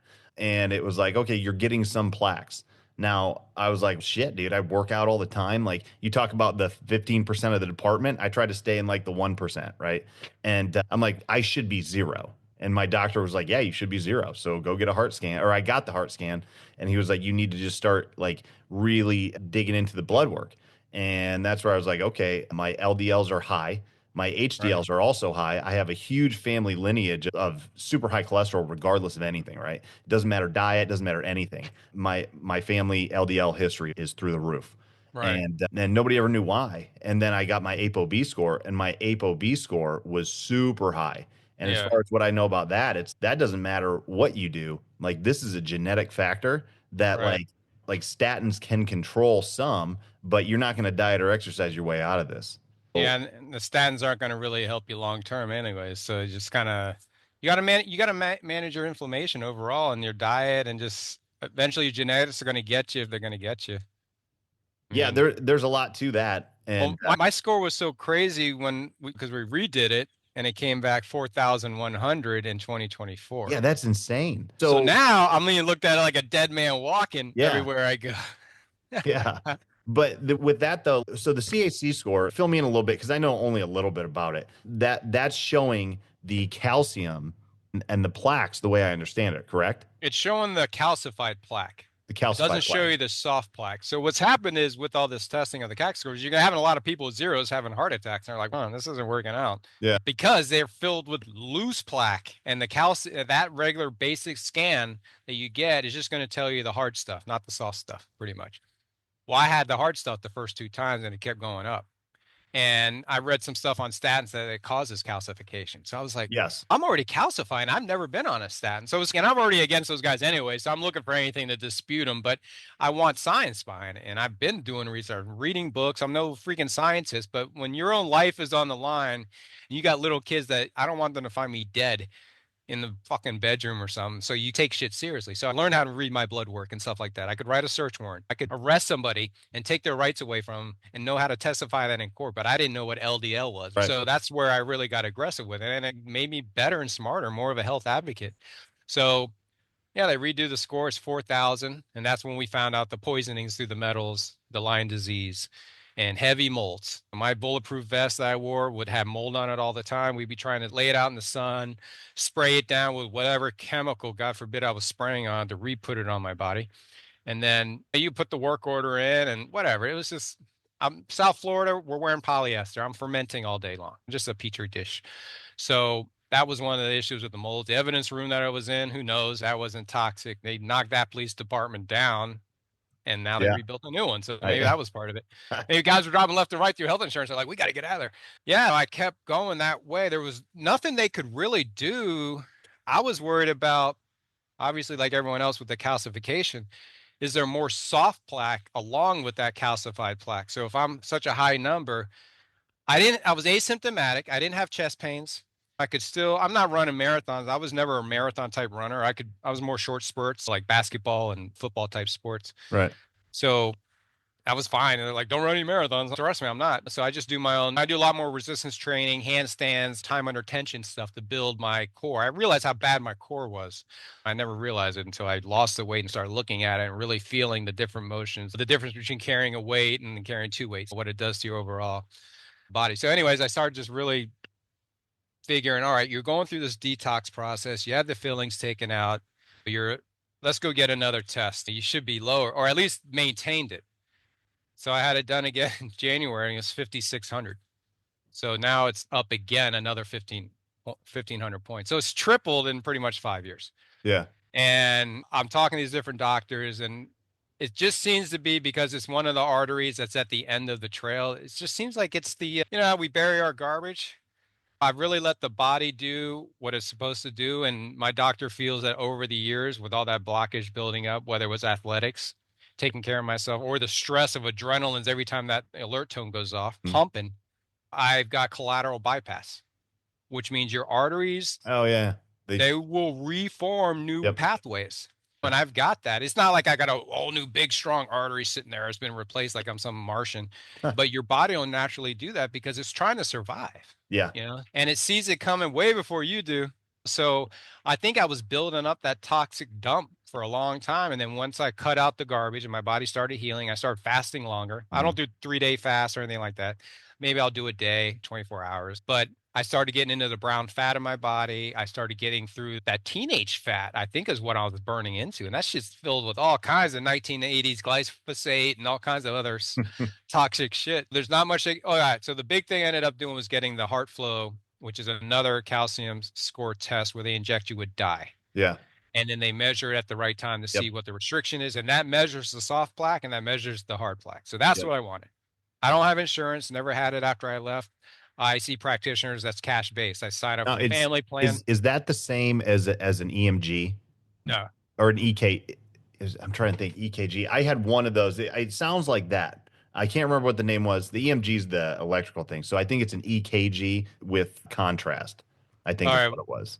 Yeah. Yeah, this is contrast and it's really hot and it feels like your ass is on fire or something. Yeah, I thought I pissed my pants. They put me in the scanner. I think it's got to be the same thing. Like, they were like, all right, you might feel a little heat, like you have to go to the bathroom. And they rolled me into that thing, and I was like, that's so funny. I was like, I literally just pissed my pants. I was so embarrassed, and I was like, I 100% pissed my pants. I'm the 1%. I can't be pissing my pants. I didn't piss my pants. No, I know, but you're thinking about it. Yeah, I told the nurse afterwards. I was like, I swear to God, I thought I peed. I'm sorry. Sorry, I just gotta. Sorry, I just got a note at the window. It said, I'm a hostage. No, it actually says I need a credit card. So I had to point to where it was.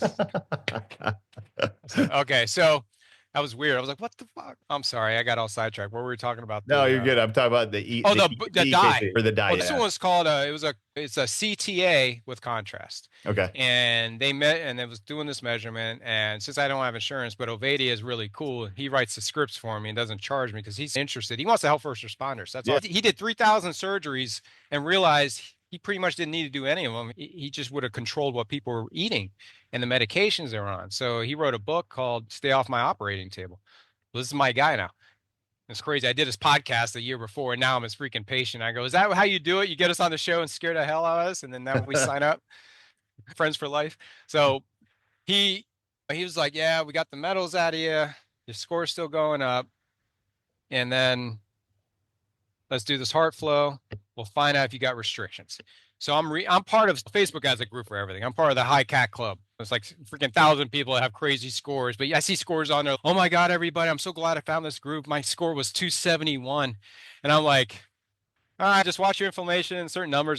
I go and don't be so crazy about this. I'm walking around with a freaking 5,000 number right now. Right. And then they're like, this guy's in advertising. He's just trying to sell stuff because they saw my testosterone thing when I went from 400 to almost 800 just by doing carnivore, 55. So when I was 49, I was 400.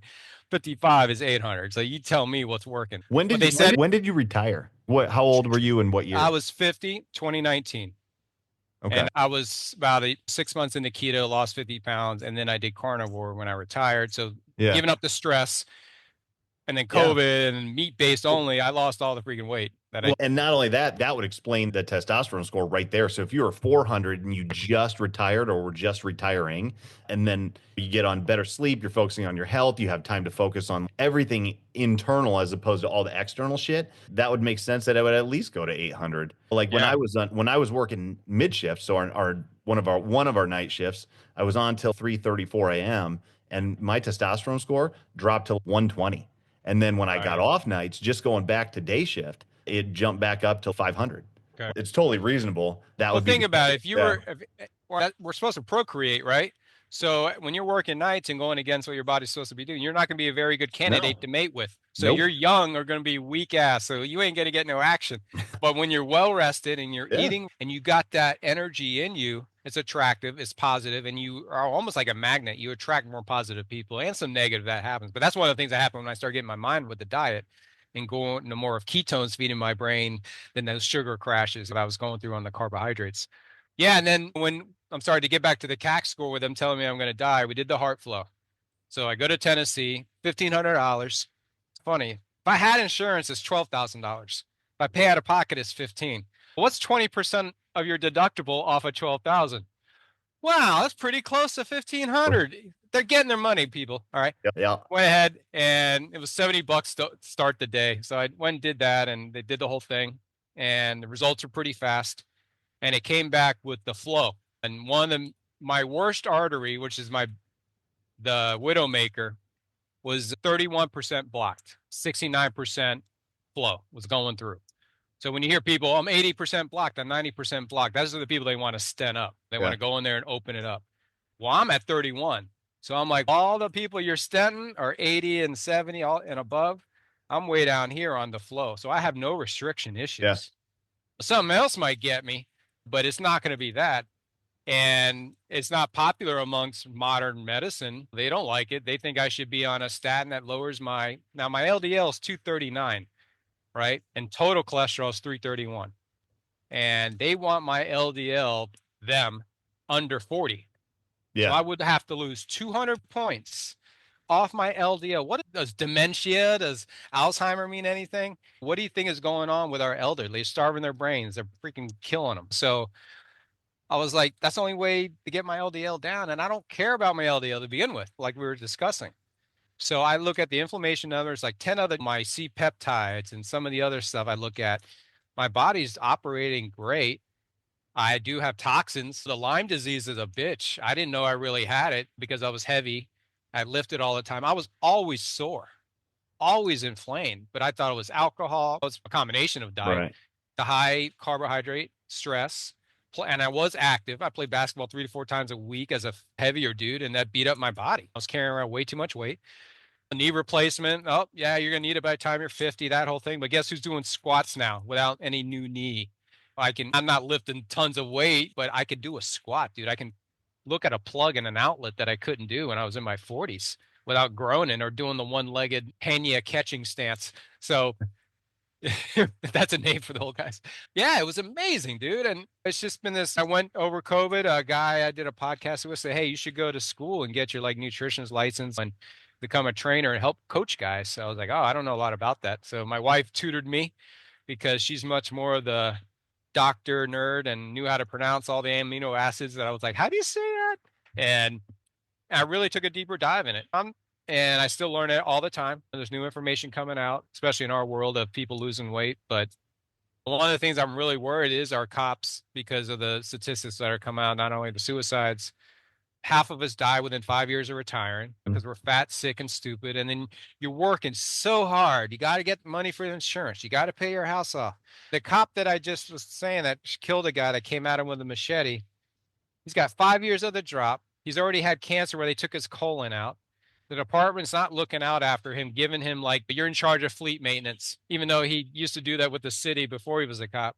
There's certain things you start to see as you're getting to the end. They're not taking care of you. You're used up. They can't say that. They can't get rid of you. They force you out either with a shitty routine or shitty job. And then you're just going to, after 5 years, I told him, I go, what are you going to do in 5 years? He's like, downsize to a condo. I go, do that now. Yeah. Your kids are out. You know what I'm saying? You just get stuck. I got to have the boat, the jet skis. I got to have this. And you're like, dude, if you get out of it for any amount of time, a couple of weeks, a month, and really look at your life and where you want to go and your own health, and you'll maybe change that journey. And that's what we did. I'm driving around in an RV across the country, homeschooling my kids. I'm in Alabama right now. If you told me a Miami kid that was like on South Beach as a kid would be living in Alabama, I'd be like, you're out of your mind. And I love it. It's got lakes up there without gators in it. It's freaking great. Yeah, freaking dinosaurs. I know. So it sounds to me like you were forced to make a decision. So like you had your early life, right? I think it all compounded. So I'm listening to your story and how it's culminating now. And it's really interesting, but like your early life into police work, the shooting that you went through. And I think the shooting that you went through was obviously like compounded to the fact that you were shot as well. Like that, yeah. I don't know if anybody looks at the differences between that. You were in a shooting, you engaged, you won, but you were also wounded. You know what I mean? You got hit with a bullet. That I think compounds how you deal with it afterwards a lot. And that's a great point, because we used to have something where we get 4 or 5 of us together and we talk to rookies, and all of us had been involved in something. One cop got shot. One guy was the canine guy that I was talking about, that the dog died in the fire. Yeah. And it was so therapeutic to be around those guys to talk about it. And we cried, and it was just like, wow, man, this shit's real. And I always told people what happened with me that day, it made police work real, and it took the innocence away. Yeah. We ain't playing fucking games anymore. At the time, we got to be careful in building search, domestic. You're going through the motions. You can die. You've seen it. But until you're actually in it, and now you've seen the other side. And it's a whole nother level. And I remember during that journey having a second surgery in 2014 because I had some shit growing in there. I don't know if they forgot half the bullet or what. And right before that surgery, we got to go out to Washington, D.C., and we were honored as National Officers of the Month for February. And Chris and I got to go to the dinners and all the candlelight visual. And as honored as we were to be there, my mom was there, and we saw her friend that died in line of duty, and I was 12, which I'd never realized how much that traumatized me. But looking back, that did affect me, that my mom's friend died getting shot on a robbery. You see her name on the wall, and then you take home from this amazing experience, but you also took all that trauma with you. I saw the cops' families there that didn't survive. I heard the crying. And so you bring this home like the survivor's guilt. So then that kind of buries you down too a little bit, because now you're feeling guilty. Like, why was it me that survived? Or what could this guy have done? You just start self-analyzing everything way too much. And that's why when I run into New York cops, when I was still working, they're like, you're still on the job and you got shot? He's like, you would have been freaking tapped out the minute it happened. They're not going to deal with you. That is some of the things I think are better now. That guy's going to hopefully talk about it more. But yeah, that was a rough little period then, trying to navigate all that. And come to grips. Like you had said something about the different types of shootings. Yeah. And that's something I think is huge and goes overlooked a lot, because we had a guy fighting with a cop trying to get his gun. So they both have a hold of it. And the guy losing the battle goes, "You got to shoot," to the other cops. "You got to shoot him. He could feel he's losing the grip. You got to shoot Right. this guy." So then that guy now has to make a decision. I got to shoot this guy. And then you're kind of like, execution? Or you're just going to shoot what's your thought process? They ended up shooting, two cops ended up shooting, killing the bad guy. And so they had that shooting. And then you got another guy that had his taser chasing a bad guy, comes around the corner. Bad guy pulled his gun out. Now you got a taser and he got shot in the stomach. So you got that trauma in there. So getting shot is totally different, which I know. Yeah. Mine was like the Hollywood one. "Oh, off the arm, you'll be fine." But I can't jump around like I used to. They made me 4% disabled. Thank you. I bought half a truck. Thank you, with my settlement. But yeah, that's why my truck's called Bullet, because I took a bullet for it. So my kids named it. But yeah, it was just such a freaking aggravating process. And now my buddies have been in another shooting, and now they just want to get rid of you after that. And they know it's a hassle and a off. So it's just. Yeah. I think that it's kind of like a car wreck. I remember it's actually the same mechanism as a car wreck, right? I remember when I was like 16, one of my buddies was driving, and new driver, we're listening to Ozzy Osbourne or something on the radio, and he looked over. I said something to him. He looked over, didn't see the backup. Boom, totaled his car. His head hits the dashboard. I remember it like plain as day now. His hair's stuck in there. He's bleeding all down his face. Everybody's fine, but he got all jacked up, wrecked his car. And for probably a year, I think, every time I saw brake lights, I would be like white knuckle on the seat, right? Yeah. And I remember after my first shooting, I felt like that, where I was like, oh, it feels like I'm bracing for impact, even though the impact, there's no way I'm going to wreck, or there's no way, especially as a passenger, right? As a passenger is when I would get that visceral reaction. And for me, my first shooting, it wasn't like a huge deal. Like the dude pulled a gun on me, was running away, was pointing at me, and I shot him like 2 times. He fell down and he lived, and it was like no big deal. There was barely anything on the news. But interesting thing. So when you were talking about yours and you seeing that on the news, when my name came out, they said it on the news, and I was like, oh, I want to hear what the news has to say about this. I was off on admin, and like I said, it was no big deal. The dude lived. Like he went to jail. It was like nothing. But, let's see the spin. But there wasn't really any spin because that was 2012, so we were still pre-Ferguson, so everybody probably fine. But they said my name, and my son was like 4, I think, at the time. 7, 8, 9, 10, 11. Yeah, he was 4 or 5, and we have the same name. So he heard his name on the TV and kind of looked at it, and I was like, "Oh, that was weird." You know what I mean? Yeah. But yeah. So anyway, I remember feeling not as severe as you did with it, but really remembering, oh shit, this is real. Like the first party arm call that we went to, and we have those all the time. I remember my heart rate jumping way higher than it typically would. Yeah. And I was like, oh fuck, this is a way bigger response than I'm used to. I felt like I was brand new. Yeah. Yeah, that's what it felt like. So I would imagine getting shot is probably the same as being in a real bad car wreck. Yeah. The same mechanism. So it's trauma. Yeah. You see it. That's why I try to tell people when they ask about cops, is it only for cops? Like, no, man, it's just trauma therapy. We all got it. Like you said, it could be a car accident. And I was telling my kids the other day, they were like, "Dad, how many bodies have you seen?" And I'm like, because I'm trying not to let them be cops, but we started off with Nerf gun training, muzzle discipline. They can't be waving your gun around or showing it come around the corner, because I take it. And over COVID, we played in a house a lot. I was retired. It was Nerf battles and BB guns, bow and arrows were going up the whole thing. And they already know how wacky I am, but I forgot where I was going because I started talking about Nerf guns, because that's one of my most traumatic events is my son shot me in the face with a Nerf gun and I broke his gun. And that was one of the things when I started looking at therapy. My wife gave me the talk. So I got Nerf gun trauma, but I always talk about how the trauma can be absolutely so many different things. But when I answered them about the bodies, I was like, I don't know. Yeah. There's a bunch in my head right now and the stories aren't good. I don't remember the good guy that died in his sleep. That's the guy that got jerked off and had a heart attack, and that's how we found him. Right. And my wife said, "Stop!" I'm like, I shouldn't have started with that one. So, yeah, it's pretty wild. Most people they've only seen maybe a body at a funeral or something. That's a traumatic thing, dude. Especially if you know it's in there. You're like, welfare check, and you see the flies, you're like, Yeah. there's a motherfucking body in here. And where is it? Yeah. Closet? Is it in the shower? Where did a guy blow his whole freaking body off with a shotgun? And it's okay, we're out of here. Yeah. But Yeah, so I'm not sure exactly what the stat is, but it's like the average person will go through 2 or 3 traumatic events in their entire life, right? Their entire life. And most cops deal with 2 or 3 in a single rotation for sure, if not in a single shift. And like that cumulative response, like that cumulative just building of trauma over and over again. And everybody's different with where their thresholds are with their nervous system.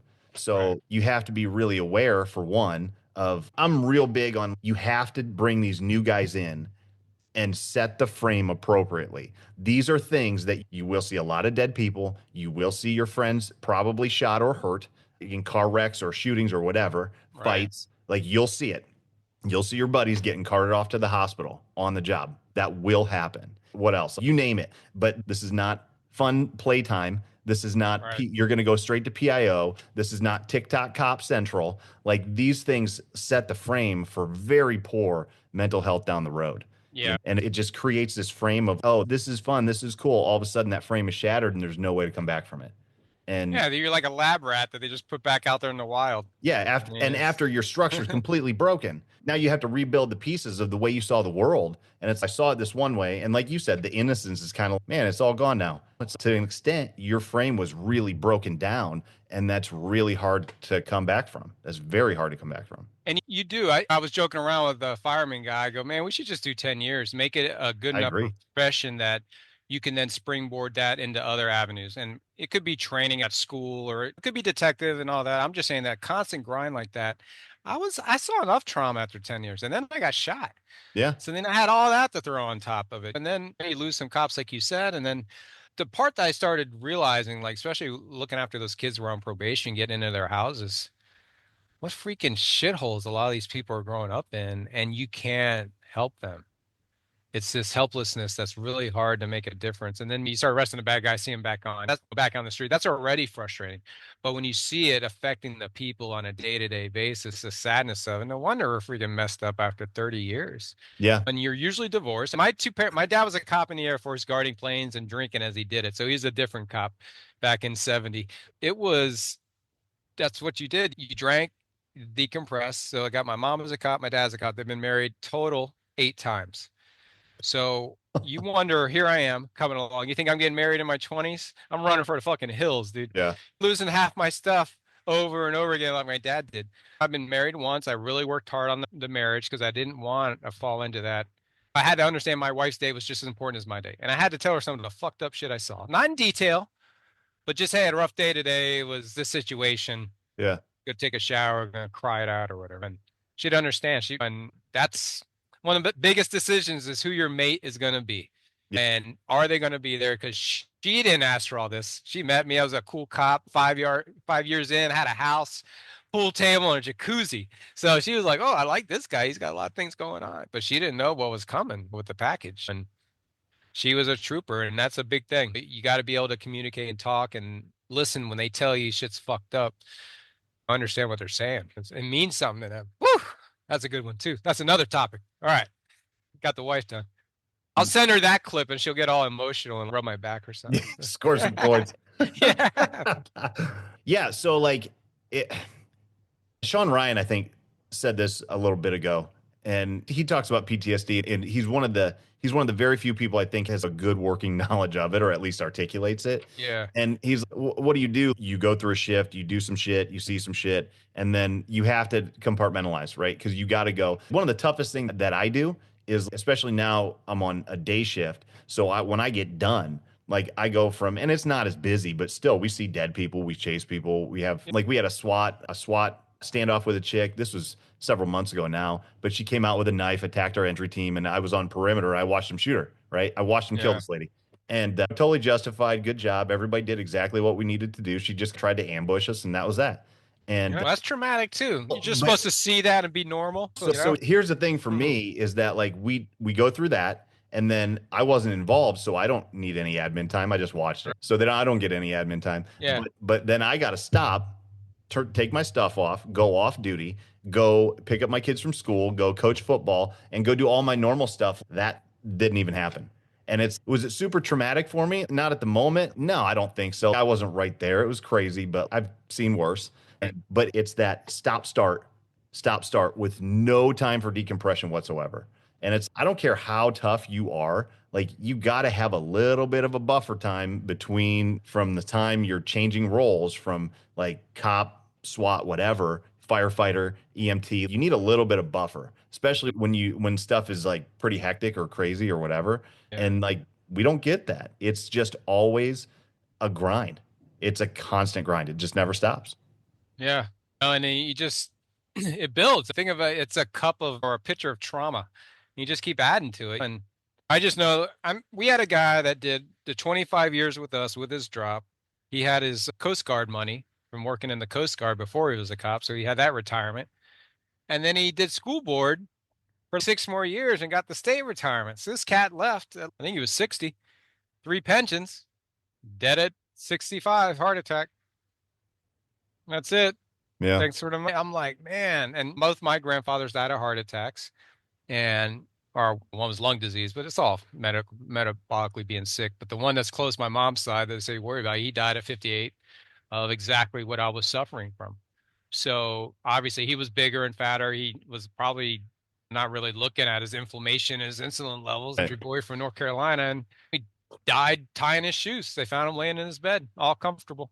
I'm like, I could hope I at least go out like that. I don't want to fall on my face, but that's how I'll go. I'll go out epic. I'll probably be taking a shit, fall forward, and I'll hit the toilet or I hit the shower or the bathtub like that one guy did in that old folks home. I had to step over all the blood. And you turn it off. You're like, I don't want to be like that guy. Yeah. I had a sergeant once, me and another rookie, we were taking a picture of this guy, blew his head off. He was doing it with the Polaroid because he had a little collection. At first, he thought it was cool to have pictures of the fucked up scenes. And that sergeant goes, don't do that fucking shit. One day that could be you sitting there and you don't want these people taking photographs. And he's like, and it's never going to go away. So it's fucking up here. He's one of these crazy fuckers. And I never forgot it. I'm like, yeah, he's right. Because I had taken some from car wrecks. Look at this fucking car. That was kind of different.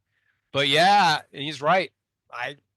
You don't ever forget those. And it's not normal to see that. It is a human-made occupation, whether it's fighting as a war. Anytime you're killing or having to see some of the stuff we're seeing, it's not normal. I was on a podcast. I think there should be a bigger organization out there that we have our own VA hospitals out there for us, for first responders. We pay enough of our taxes to why can't they have something in there? Not that's the best medicine, don't get me wrong. Right. But at least it will give a guy an avenue to go to seek mental health and something that's not going to be straight through his local doctor that's going to just prescribe him something to help him take the edge off. And it's not really going to get to the root cause. Yeah. And just there's a whole bunch of things. Yeah. I mean, something.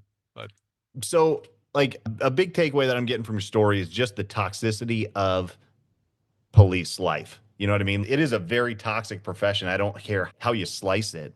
Like your sleep is destroyed. Your stress is out of control. Like we already talked about, 2 to 3 traumatic events per shift at least. That all has an impact on your ability to make good decisions with food, your ability to, and then that's assuming that you have the information on how to eat and how to train and how to do that kind of stuff.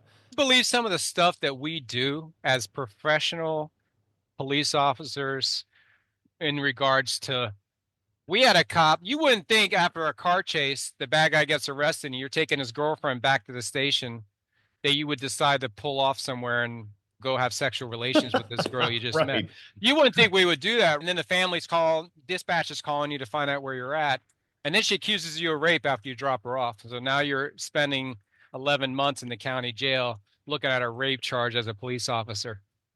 But yeah, that happened. He got acquitted because she just wanted to get busy with a cop, but he was fired. Yeah. But who does that? Dude, we just chased them in a car chase and now you're going to have sex with the girl on the way back to the apartment? Yeah. What is going through your mind? What made that seem like a viable option? What? He's a vet too. He was over in Afghanistan, and nothing against any of those guys that have seen trauma, but we take risks. And I think sometimes a lot of us are hunting that freaking, I bet I could pull this off. Oh, that's for sure. The way that the reinforcement and the dopamine system and all that wiring, it's like, you ever seen the documentary Free Solo about the rock climbers? Is that that's not the guy that lost his arm and got... No. Okay. This is a documentary. All right, so this It's too documentary. traumatic, dude. They're hanging there with no freaking ropes. It's crazy. So they're climbing up like sheer faces of rocks with free solo, like nothing. Okay, nothing. And it's like they do these studies on these guys, and they don't get excited. They don't get nervous. They don't get afraid. They don't get happy. They don't get sad. They're just like boom, like nothing shakes them. And they're like psychopaths. They're the same, Wow. right? They're the same. And Pass a polygraph, become a boss. Okay. Exactly. That's exactly true. So they just don't get nervous. So when they're like 700 feet up grabbing a rock and they have nothing between them and death, they don't get scared. It doesn't bug them. Like I would shit my pants after 10 feet up. I'm gonna die. I wouldn't do it. But yeah. So like we get rewired the same way. So I think about the first car chase that I was in on FTO, and I remember how just out of control my nervous system was. I was shaking. I wasn't even driving, right? I was just sitting there. And then afterwards, we're doing a felony stop, and I actually had my FTO that was like, "Hey, buddy, you can put your gun away now. Like, we're done." And I was like, "Oh shit!" Like I look like an idiot. Still had it out. And That's a good story though. We all did that. well, but then and he even told me this at the time. He goes, "Dude, you'll get 5, 6 years into this shit, and you will be like texting your wife and like looking something on the internet while you're 3, 4 cars back. This won't be a big deal." And then fast forward 5 years, totally no. And Yeah. it's just that way that your neurotransmitters get rewired and your brain works. It just is rewiring it so that it's not as exciting, and you need a bigger hit Yeah. in order to get that excitement. So what do? If we can't get it on the job, we're going to go out and gamble. We're going to go out and drink or do crazy shit, Yeah. have crazy stories and cheat on your wife or bang the witness in this thing like that. Like what? Can't bang the informant. Oh no! Okay. Or take your police car to a Marlins game and tailgate. Who would do that? Yeah, right. Yeah. And it's at what point did you think that this was a viable option? I think that needs to be looked into it. Like your neurology is not helping you. Not to say that it's an excuse by any means, but yeah, that people don't really talk about that. So Yeah, it's horrible decisions. After I had one guy, he was already under investigation for something, and then he's fooling around on his wife, and then his wife's like, "What are you doing?" He's like, "I'm leaving work," and she's across the street as he's leaving his mistress' house. yeah. And she's like, "You're not at work," and he took off. So now she's chasing the police car, and now there's a freaking accident up the road. So he blends in with the other police cars, turns his lights on, and loses her. And I'm like, "This is your life, dude. Yeah. This happens with a lot of us. Not all of us, but there's some guys who are just living that freaking threshold, and that's going to kill you in the end, or get you indicted, or get you screwed over." Yeah. But yeah, the job is traumatic, and you got to seek other nature, outdoors, your diet. I've been getting a lot of guys lately that are on like the 10-hour shifts. I got them fasting, trying to fast through their shift and just do bone broth and coffee, and not starving yourself, but just keeping yourself hydrated. And then eating steak and ribeyes or whatever you're into at nighttime, and just getting your body right to work on itself. Because I used to try to feed the body all the time. I got to keep the metabolism going. Got a protein bar, got a protein shake, all this stuff, and all that seem to do is wear out my digestive system. We're not supposed to eat like that. We're supposed to just eat and let your body digest it. And then it's supposed to be nutritious what you're eating. So you don't have to keep hunting all the time and trying to find something. That worked for me. I know that the whole carnivore thing's under attack, cholesterol and all that, but man, I've never felt better. I never been more focused. I'm nicer because I'm not hungry all the damn time, because I'm actually eating satiation. I'm full. And it feels good. 5 eggs a day. I did a reel yesterday about what I have in the morning with my coffee, and then lunch at the beach, boiled eggs, some cheese, and we had some olives, and then dinner was a steak with butter and salt. Yeah. And that's all you eat. Yeah. So a couple questions for you. Yeah. Now I've played around with doing keto and carnivore and never really stuck with it. For a few different reasons. But so like when I was getting into it and tracking ketones and that kind of stuff, I was really looking at Rob Wolf's stuff. And this was probably 2016, I think, something like that. So I took one of his master classes and was tracking my ketones and did that whole thing for probably, I don't know, 8, 10 weeks, something like that. And I didn't have huge noticeable results, but I do remember him talking about stress. So with high stress, he talked in that masterclass about, listen, like you might have to add in some carbohydrates in order to help deal with the cortisol, because like your insulin spikes, right? Or your insulin going up will actually reduce cortisol. So they're on opposite ends of the teeter-totter where, it's like workouts, right? So why do carbs go well after CrossFit or high intensity workouts? Like you're going to optimize that carbohydrate use, post workout because your cortisol is so high. So it's really going to be used effectively. So what are your thoughts on that? I just made it simple. I eat till I'm full and I eat real food. And real food is a combination of whether it's real vegetables and I don't time like I work out on an empty stomach. I don't eat right afterwards, but I had a goal in mind. When I was 250 pounds, I was trying to lose like a pound or two a week slowly. And so I was really riding about 30 carbohydrates a day. And that consisted of avocados and then obviously the carbs that were within the cheeses and some of the other stuff, the Yeah. creams I was adding. And that worked great. I didn't realize how many carbs were in certain foods, so I started reading it. But in the end, just eating the meat, keeping it basic like that for me helped me lose the weight. Now, if you're already a fit guy, like right now, if I had to try carnivore or keto, Yeah. and I was already feeling like it would probably be weird and difficult for me because you're probably already eating pretty decent and your body can handle if you go out and have pasta and it's not the toxic pastas maybe from Italy or some real nutritious stuff that's not filled with poisons, your body can process it. And I can do that now. I can go have a couple of slices of pizza as long as it's not too much stuff on it that could be affecting the meats and cheeses and the fish, all that stuff. I'm fine. My body gets rid of it and it moves on. But if I were to eat that way consistently, it would obviously cause more of the issues. So you're at, if you want to do carnivore for a little bit and you wanted to shred some of the extra body fat, you could do that. I know a lot of bodybuilders that done carnivore to lean up, and these are cop guys. They're not professional. Right. They're like really ripped. And my thing is, I still got the loose skin from being 250 pounds that I'm having to fast longer to get it to start eating away autophagy, trying to get rid of it. So my goal is a lot different than what you're trying. If you're already in decent shape, just I would worry about the insulin levels. One of the best things I did, and I didn't think I needed, was getting a continuous glucose monitor. Yeah. Putting that sucker on for 2 weeks or a month, and just looking. And I found like a Monster wouldn't affect my insulin, but then a couple of the other drinks skyrocketed. So I'm like, well, what the heck does this one have that this one doesn't have? And then I see one chemical or one ingredient that's causing the spike. Yeah. And it's information. If I remember night's time and I want to grab some, I'll grab the one I know is not as toxic. And those are some of the cool things you could do. Like you said, you're a 1%er. And I've just tried to, like I said, I'm in the best shape of my life at 55. Yeah. And I'm so pissed. I couldn't have been a cop at this weight. I would have, first of all, chased a lot more motherfuckers.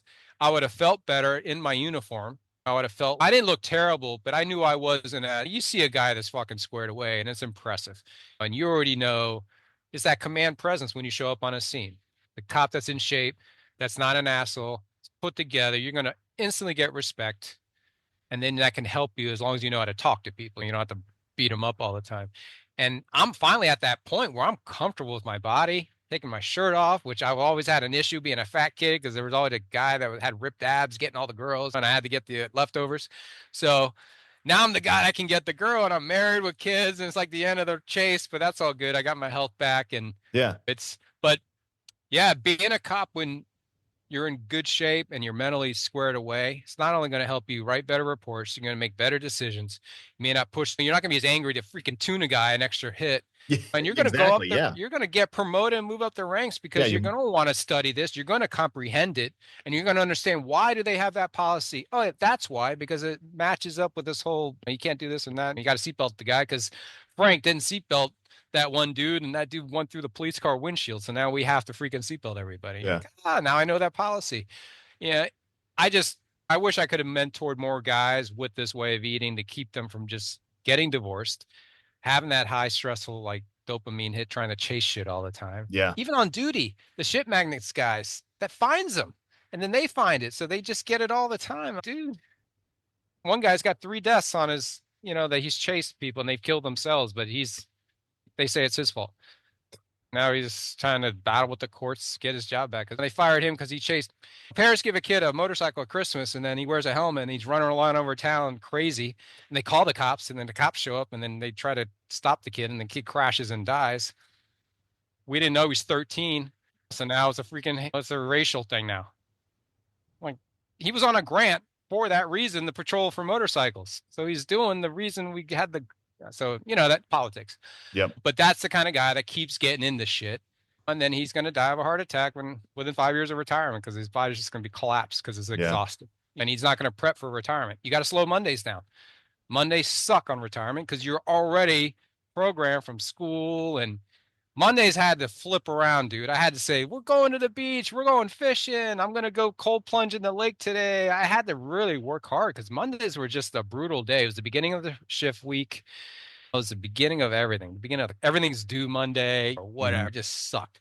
But when you get out of it, you're like, Monday's a fucking awesome day now. I can do whatever I want. I can go to the gym, go to breakfast. I'm trying to take those days back that used to have such a bad Saturday's always awesome. Sometimes that's not. Sometimes Yeah. Sunday's cool. But anyways, sorry. Yeah. Went on that day off tangent. No, man, I really like the way that you took carnivore and keto and have just used it as a way to get through that toxic, like mental health, physical health, performance, like all of that. And yeah, it's a great elimination diet and to start with and then build up. Absolutely. And honestly, like I'm a firm believer that all nutrition protocols are simply tools. You know what I mean? And you use a tool for the job that you need it to do. And if it's working, you keep using it. And if it doesn't work, then you have to reroute and redirect some things, you do it. I think that, what's that, the carnivore code doctor, drawing a blank. Saladino. So he's done a lot of stuff where he was like no plants at all, and then now some berries, now a little bit of rice, honey, maybe some honey. You know what I mean? And then you're starting to satisfy all of Rob Wolf's previous things that he said. With you might need some high carbohydrates if you're doing high intensity shit, just a little bit to dose it at certain points. And then you start looking at, and this is where it gets real nuanced and really cool if you're interested in it. But I've seen aerobic endurance athletes, like high, like mileage dudes, and they'll stay in ketosis and they're getting 400 grams of carbs a day, but they're using it all post workout. So they're still using their ketones, but they're using it for performance purposes. So it's so specific. Nutrition is so specific for the tool that you need for the job you need. I use this reference a lot. So if I'm going to build an addition on my house, like I'm going to use a tool different than a carpenter, but I'm going to use the tool. Like the tool has to fit the job. So you can eat carbs that aren't toxic too. If you want to get bread and all that stuff, my wife makes homemade sourdough bread. It has 3 ingredients. Yeah. I can eat that all. I don't eat it all day, but that doesn't affect me. I can have a couple of slices with ghee butter, and I take a little of this garlic onion salt and put it on there. Man, that's just banging. And that's it. But if you're going to carb up and you're eating the store-bought bread, then you're getting all those other ingredients. Your body's a filter. All that's going through your body. And it's going to settle somewhere. And depending on how clogged your filter already is going to dictate how much you can tolerate that or not. Like you already mentioned, like that's a real good way to look at it, like a filter. And Chris Kresser talks about that. Your body has an inflammation bucket and you can handle it until it starts overflowing. And then you're going to have issues. And one issue might be acne. One issue might be hair loss, like whatever. Erectile dysfunction. Yes, absolutely. Here's your blood pressure medicine, but then you need blood pressure for an erection. So here's your Viagra. And I'm like, okay. Then you're just whack-a-mole with symptoms. You know what I mean? That's right. And that's the way we typically do things, which, there are better ways. But dude, I hate to cut it short. Oh no, sure. We've been talking a while, dude. I don't want to cut you off, but I just looked at the clock. I gotta go. Yeah, that's cool. But where can people find more about you and what you're doing? Sorry, I just knocked my antenna out. Yeah, I got you. Okay, that was embarrassing. All right, so everything's pretty much at Keto 50. It's like Hawaii 50, but keto in front of it. That was the name from the department, or copsandcampers.com. They're all on social media. Put one in or the other in. And the documentary Cops and Campers on YouTube. So I have a YouTube channel I'm trying to build. It's only 1,000 subscribers. I'm trying to put everything we do on there, from homeschooling to I've worked on farms since I was on a tractor driving it, chasing a steer on a farm one time. It should have been a reality show. Looking back, I'm like, man, some of this stuff's hilarious.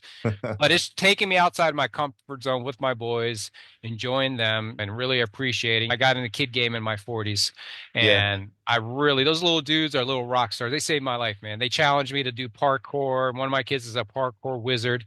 I don't do that shit, but once in a while I'll try something. Oh yeah, I'm not going to mess with that. But they keep me alive. I play tag with them. I play zombie tag, so I'm a slow zombie, and then I'll spurt and chase him down like I'm a Brad Pitt zombie or something like that. Kids are freaking awesome, man. I never realized it. I always thought kids are a pain in the ass, but they're a pain in the ass if you can't be a parent. If you can't be with them and experience them, they're a pain in the ass because they want attention. They want love. And they want to learn and do things like their parents. I realize what a impactful thing I've done with my boys. And they've seen me managing the stuff that I've gone through. And they know it hasn't been perfect. Oh, we just camp all the time. No, they were there. They saw it. They felt it. And it's just been amazing. And If something happens to me and I'll make that 10 years, man, this last 5, 6 years will definitely have them. He went out strong. So yeah, I'll definitely get your address and everything. Yeah. I'll get one of these coins. If anyone is interested, I do give them out. Hit me up. It's a good cause. See, it's got a little cops and camera symbol on there. Yeah, that's cool. And it's a good token for people, and it's good luck. A couple of people I gave it to got out of tickets because they showed it to the cop, and the cops, oh, what's that all about? And he's like, all right, I'll let you go. So it's not a guarantee, but might get the conversation started.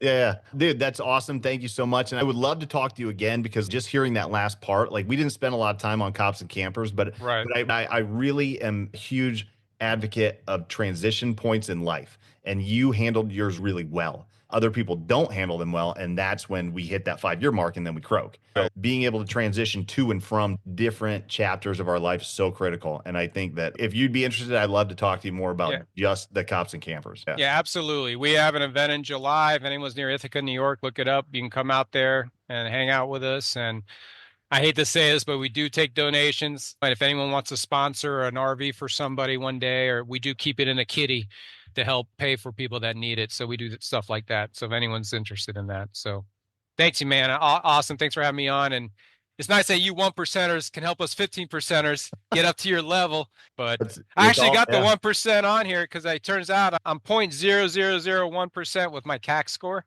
Yeah. I'm even better than the 1%ers, which usually isn't a good thing. Not with the heart. Okay. All right, man. I will be in touch with you, and yeah, stay safe, and thank you. All right, man. Thank you. All right, bud. Later, Brett.